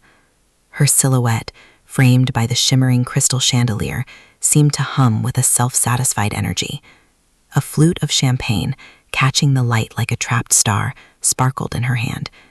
The tiny bubbles ascended, mirroring the lightness of her being, a stark contrast to the heavy soil she had always tried to bury me under. "Anna, so glad you could make it." Her voice, a melodic chime, cut through the low hum of conversation, drawing a few curious glances. She was close now, close enough for me to smell the sweet, cloying perfume that always reminded me of honeysuckle trying to mask something rotten beneath. Her smile, wide and unmarred by the years that had etched themselves onto my own face, stretched across her smooth, unlined skin, a living testament to the unfairness of the world, or so she clearly believed. She tilted her head, a practiced gesture of false warmth. "See how happy Marcos is? Life's funny, isn't it? Some people just bloom, vibrant and full of light. Others, well, they just age." The words weren't a question, but a pronouncement, a casual flick of the wrist designed to dismiss, to diminish. Her gaze lingered on my eyes for a fraction too long, searching for the familiar flicker of pain, the shadow of defeat she'd grown accustomed to seeing there. But tonight, that well was dry. I met her stare head-on, not with the fiery anger she expected, nor the wounded sorrow she hoped for. Instead, I offered her a calm, unwavering gaze, a quiet depth that seemed to bore straight through the polished veneer she presented to the world. My eyes, seasoned by sun and storm, saw past the expensive dress, the perfect hair, the manufactured glow. I saw the hungry ghost behind the feast. I didn't flinch. I didn't even breathe shallow. I simply let her words hang in the air for a beat, letting their intended poison dissipate before they could even touch me. The low thrum of the music seemed to quiet around us, the gentle clink of glasses fading into a distant echo as our silent battle commenced. My voice, when it came, was steady, a low current flowing beneath the surface. "It is true, Paula. Life is funny." I watched her, not blinking, not breaking the connection. The warmth had receded from her eyes, replaced by a flicker of confusion. "And some people," I continued, my gaze unwavering, "they harvest exactly what they plant. Sooner or later, the air around us seemed to thicken. Paula's perfect smile, sculpted from years of careful maintenance, wavered. Just for a sliver of a second, a hairline crack spider-webbed across her flawless facade, revealing a glimpse of something raw and exposed beneath. Her grip on the champagne flute tightened imperceptibly, the knuckles of her elegant fingers blanching. Her eyes, which had been so sharp with superiority, now held a glint of something akin to unease. The casual disdain she'd worn like a favorite scarf slipped, just enough for me to see the bare skin of her insecurity beneath. She tried to laugh it off, a forced, tinkling sound that didn't quite reach her eyes. Her lips stretched into a mockery of her earlier smile, but the warmth was gone, replaced by a brittle edge. She shifted her weight, a subtle tremor running through her posture, as if the ground beneath her had suddenly become less stable. A faint blush crept up her neck, a telltale sign of a hidden vulnerability. The seed was planted, a tiny, insidious sprout of doubt dropped into the fertile ground of her carefully constructed world, and I knew, with the deep certainty of an old tree holding fast to the earth, that it would begin to grow. She looked away for a split second, searching for an escape, a friendly face, a distraction from the unexpected strength in my voice, in my eyes. The conversation continued around us, but for her, I knew, it had just become a little less sweet, a little less triumphant. My spirit felt the subtle tremor in the ground beneath her feet, a powerful truth whispered on the wind. The harvest had begun. I moved through the sea of laughing faces, each step a deliberate beat of a drum, echoing a song only I could hear. The air was thick with the scent of sweet wine and false pretenses, but it couldn't mask the metallic tang of something different brewing. Marcos was holding court by the fountain, his head thrown back, a boisterous laugh rattling across the water. Paula, perched beside him like a brightly feathered bird on a branch, preened at his every word. My focus was a single, unwavering arrow, aimed true. I wove through a cluster of women admiring their own reflections in the polished surfaces, past a man gesturing wildly with a half-eaten canapé. Each face I passed was a blur, their concerns small, ephemeral. My own path felt carved by ancient spirits, leading me exactly where I needed to be. The simple white envelope, crisp and heavy with truth, rested in my pocket, a cool stone of resolve against my skin. Its edges pressed, a reminder of the sharp clarity I now carried. When I was close enough, within the circle of their superficial warmth, I paused. The fountain's gentle splash seemed to quiet, or perhaps it was my own hearing sharpening, tuning out the noise to catch the subtler currents. Marcos was mid-sentence, his hands painting grand pictures in the air. Paula giggled, a sound like glass chimes. I let my voice cut through the air, clear and steady, a single bell tolling. "Marcos, happy birthday?" His theatrical gesture froze midair. The laughter died in his throat, a sudden, choked thing, like a fire doused with an unexpected torrent. His eyes, wide and startled, snapped toward me. The smile that had been so wide, so confidently plastered across his face, seemed to shatter into 1,000 tiny pieces, leaving behind a mask of bewildered surprise. His breath hitched, audible even over the distant murmur of the party. "Anna." The word was a gasp, laced with a thin veneer of forced cheerfulness. He forced his lips into a semblance of a smile again, but it was a clumsy, ill-fitting thing, like trying to pull on another man's moccasins. His eyes flickered, quick as a hummingbird's wing, toward Paula, then back to me, searching, dissecting, already trying to calculate. "You came." My gaze held his for a moment, then drifted, slow and deliberate, to Paula. Her painted smile had flattened, her bright eyes narrowing, a glint of possessiveness and sudden annoyance flashing through them. She subtly shifted closer to Marcos, her hand finding his arm, a silent claim.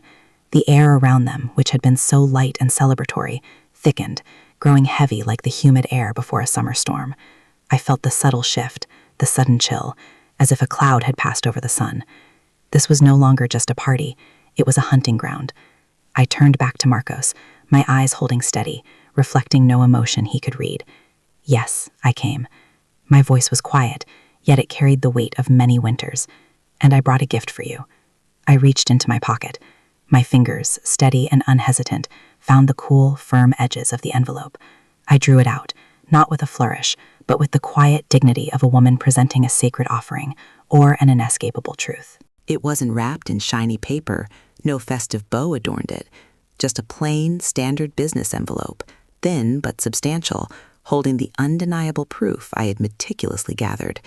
Its simplicity screamed its stark purpose. Marcos's eyes followed the movement of my hand, his brow furrowing deeper with each passing second. He took the envelope from my outstretched hand, his fingers brushing mine for a fleeting moment. His touch was cold, uncertain. He held the simple rectangle as if it might bite him, his confusion battling with a rising tide of suspicion. "What is this?"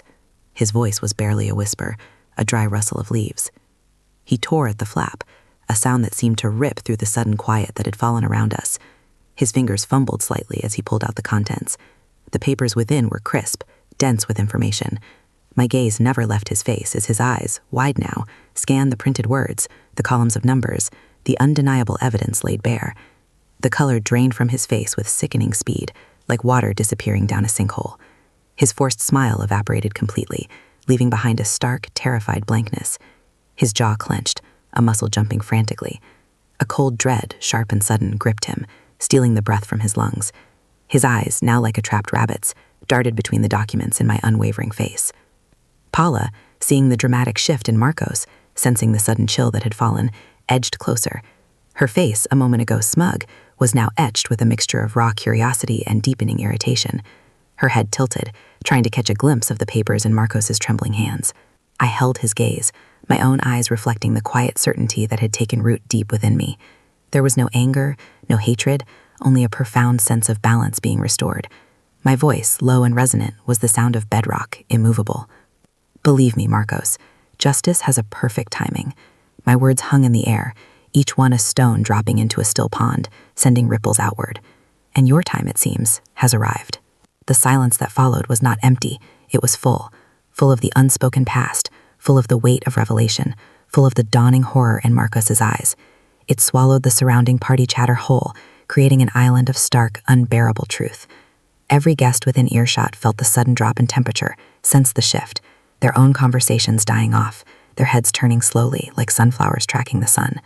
The gentle splash of the fountain, which had seemed so soothing moments before, now sounded like a relentless, mocking drip. My own breath seemed to catch in my throat, a dry leaf scraping against bone. Marcos, the man who once strutted through life as if he owned the very ground we walked upon, now stood before me, a ghost of his former self. His skin, usually ruddy with assumed vitality, had leached all color, leaving it the shade of river stones after a long winter, his face drawn tight like a drumhead about to split. His mouth worked, a fish out of water, trying to suck air from the thick, humid night, but no sound came, only the faint, desperate flutter of his lips. The stack of papers he clutched, the very documents that had tried to steal my future, now rustled like dry leaves in a sudden, unseen gust, trembling in his white-knuckled grip. He took a half step back, a phantom retreat, as if the ground itself had become unstable beneath his expensive shoes. Paula, still basking in the glow of her imagined triumph, her voice, usually a melodic hum, now pierced the air, sharp as a hawk's cry. "What in the sweet mother of all creation is going on, Marcos?" Her impatience, a familiar scent to me, clung to her words, a bitter perfume. She took a step closer to him, her brow furrowed, her eyes, usually so calculating, now clouded with a flicker of confusion, a tiny spark of doubt. Marcos tried to swallow, his Adam's apple bobbing frantically in his throat. He opened his mouth, a gurgle escaping, an attempt to conjure a convincing lie, but the words withered before they bloomed. He gestured vaguely with his free hand, a pathetic, wavering motion, as if swatting away a troublesome fly. But my eyes that had seen many sunrises and sunsets, many winters and springs, held him fast. They were the eyes of an elder observing a foolish youth, unwavering, seeing through the thin veil of his deceit. I watched him, every subtle shift of his weight, every twitch of his mouth, the frantic dance in his eyes.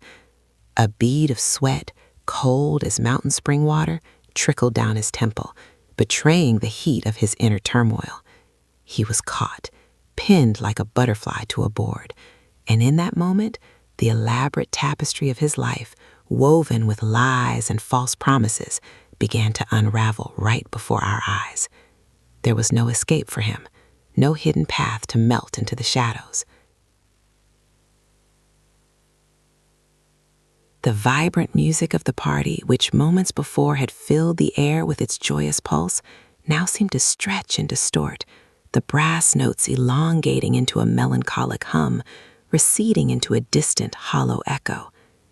The bright, confident laughter of the guests warped, twisting into indistinct murmurs, like the wind sighing through distant pines, carrying secrets not meant for all ears.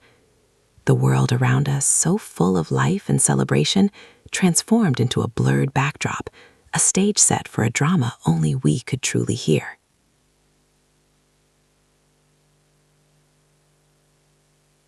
Marcos, desperate as a cornered animal, leaned in towards me, his breath hot and stale against my ear. "Anna," he hissed, his voice a frantic whisper, "please, for the ancestors' sake, not here. Let's talk, just us." He tried to take my arm, his fingers clammy and cold, closing around my bicep, urging me towards the darker periphery of the garden. But my body, rooted to the earth like an ancient oak, remained unmoving. I met his gaze, my chin tilting ever so slightly, a silent, unwavering refusal that spoke volumes. His fingers tightened momentarily, then released, falling away as if burned. He turned then, a slow, almost reluctant pivot towards Paula. His eyes, now wide with a dawning horror, pleaded with her, a silent cry for understanding, for complicity. But my voice, a soft current cutting through solid rock, rose in the sudden quiet that seemed to have descended upon our small clearing. It was gentle, yes, but carried the weight of 1,000 generations, the unyielding strength of the earth itself.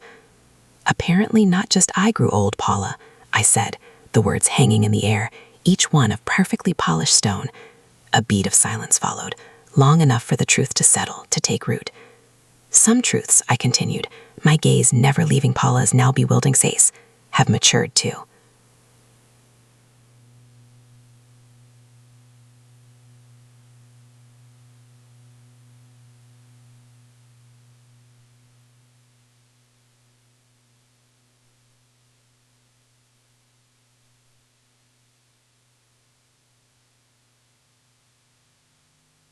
And then, as if a dam had broken, the raw, unadulterated terror washed over Marcos's face.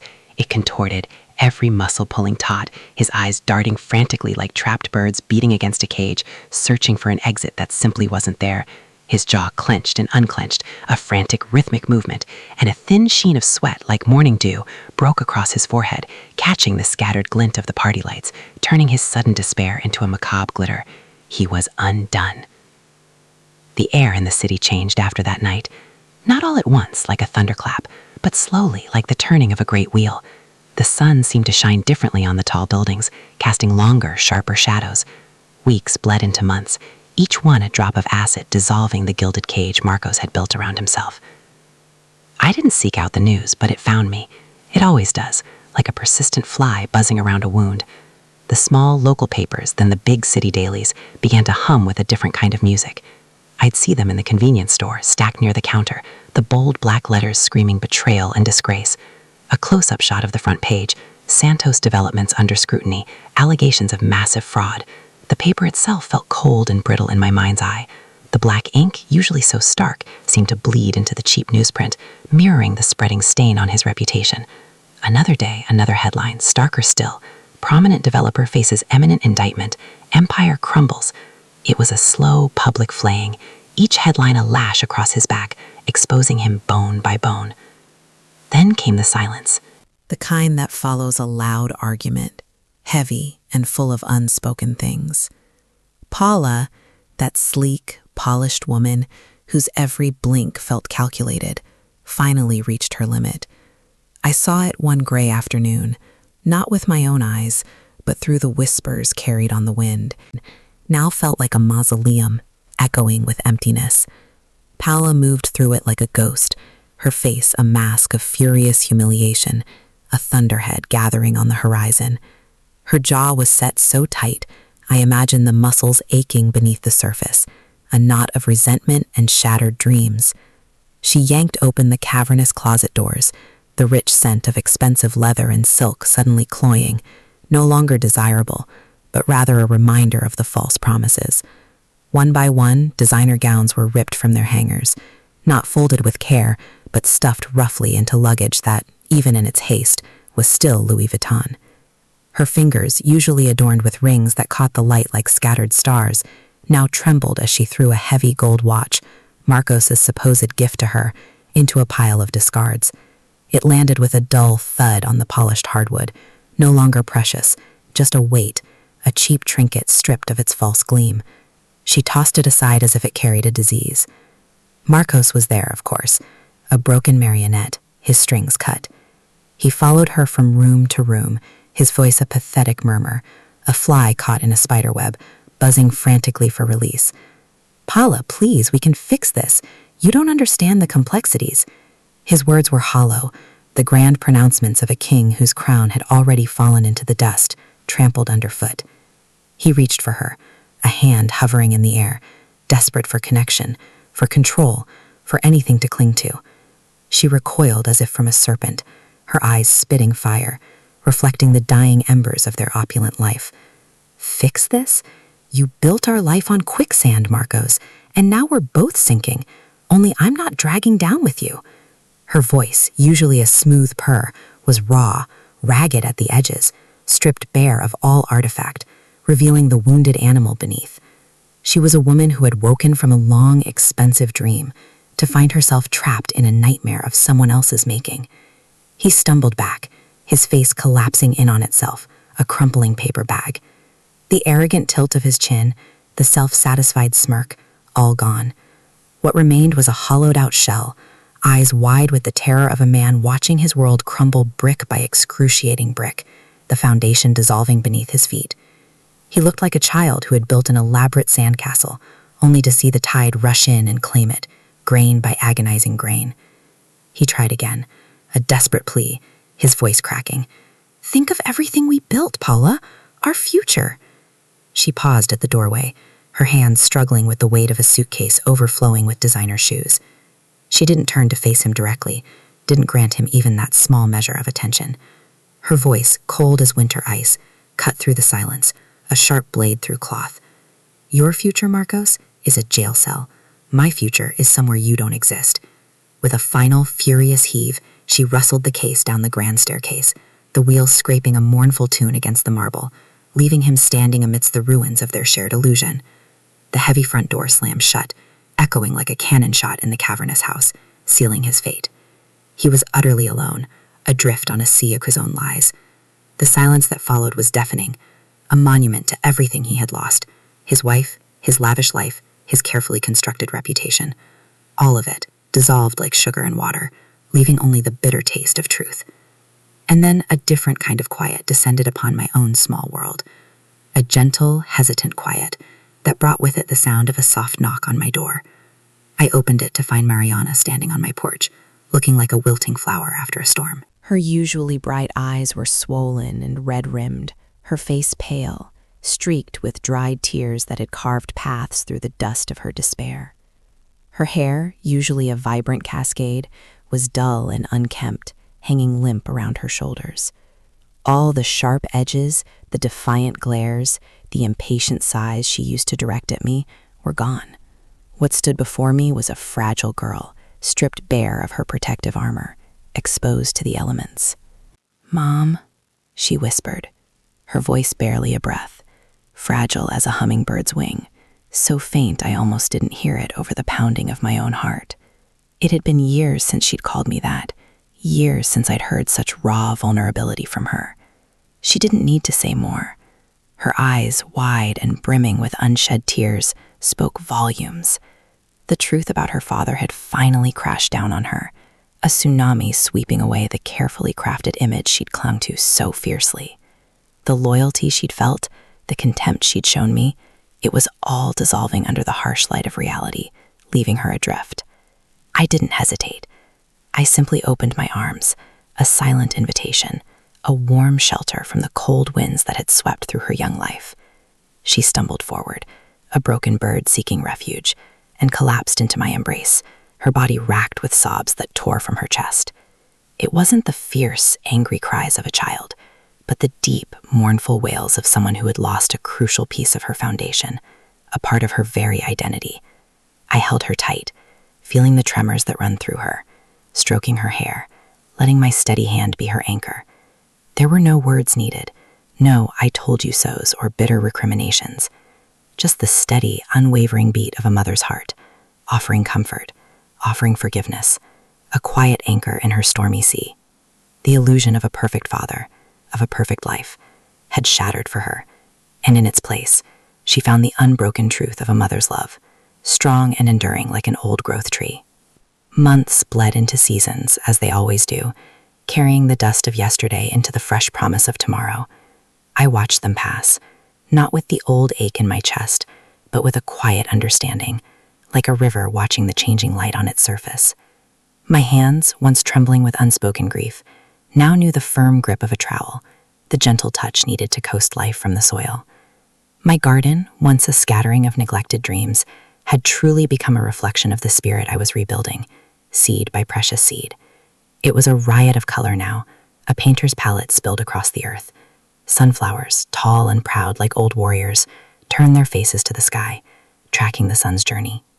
Marigolds blazed like small, constant fires, their scent a spicy comfort.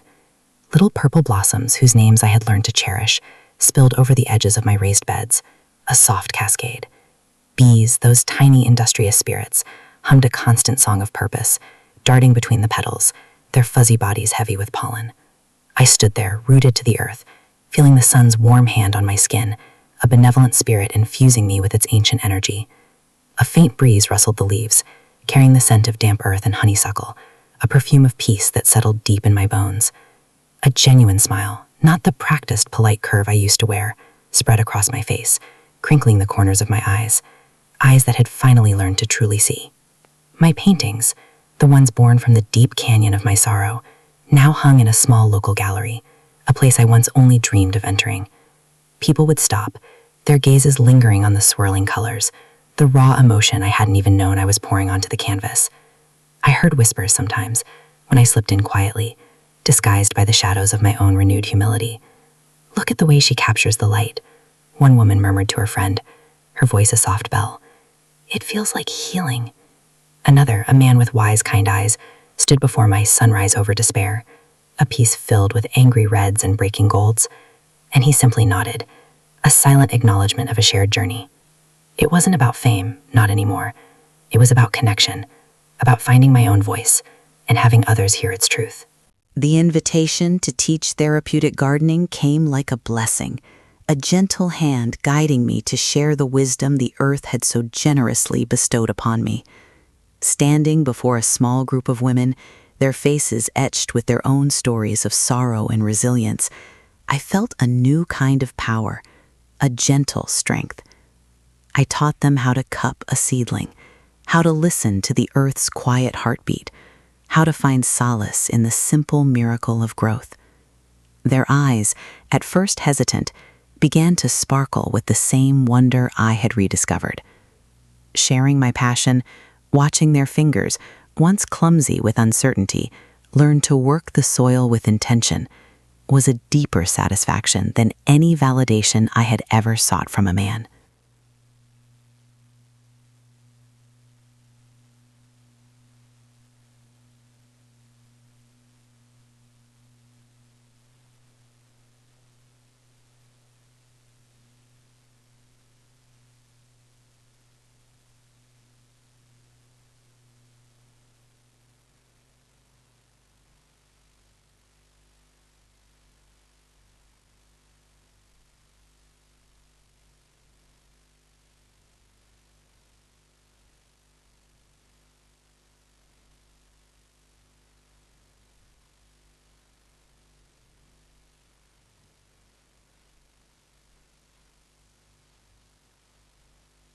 My eyes, crinkled at the corners by 1,000 smiles and a few hard-earned frowns, held a warmth that I hoped reached out and touched you, wherever you were.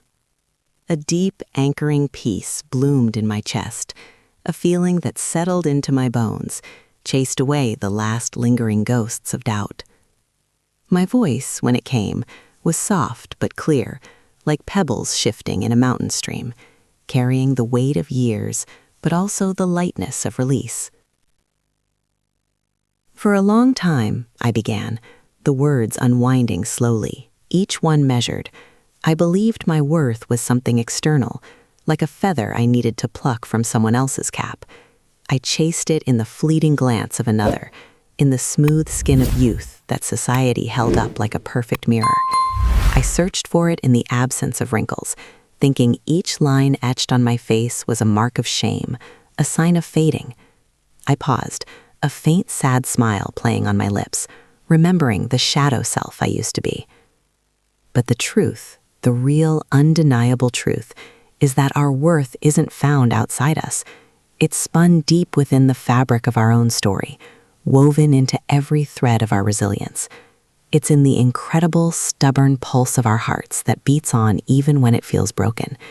It's in our capacity to rise from the ashes, to restart, to reinvent ourselves over and over again, like the moon eternally renewing its cycle. My gaze deepened then, sweeping across the camera, searching for your eyes, wanting to meet them, to share this sacred space with you.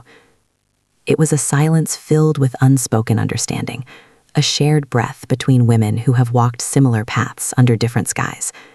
I saw your struggles, your triumphs, mirrored in the quiet spaces of my own soul.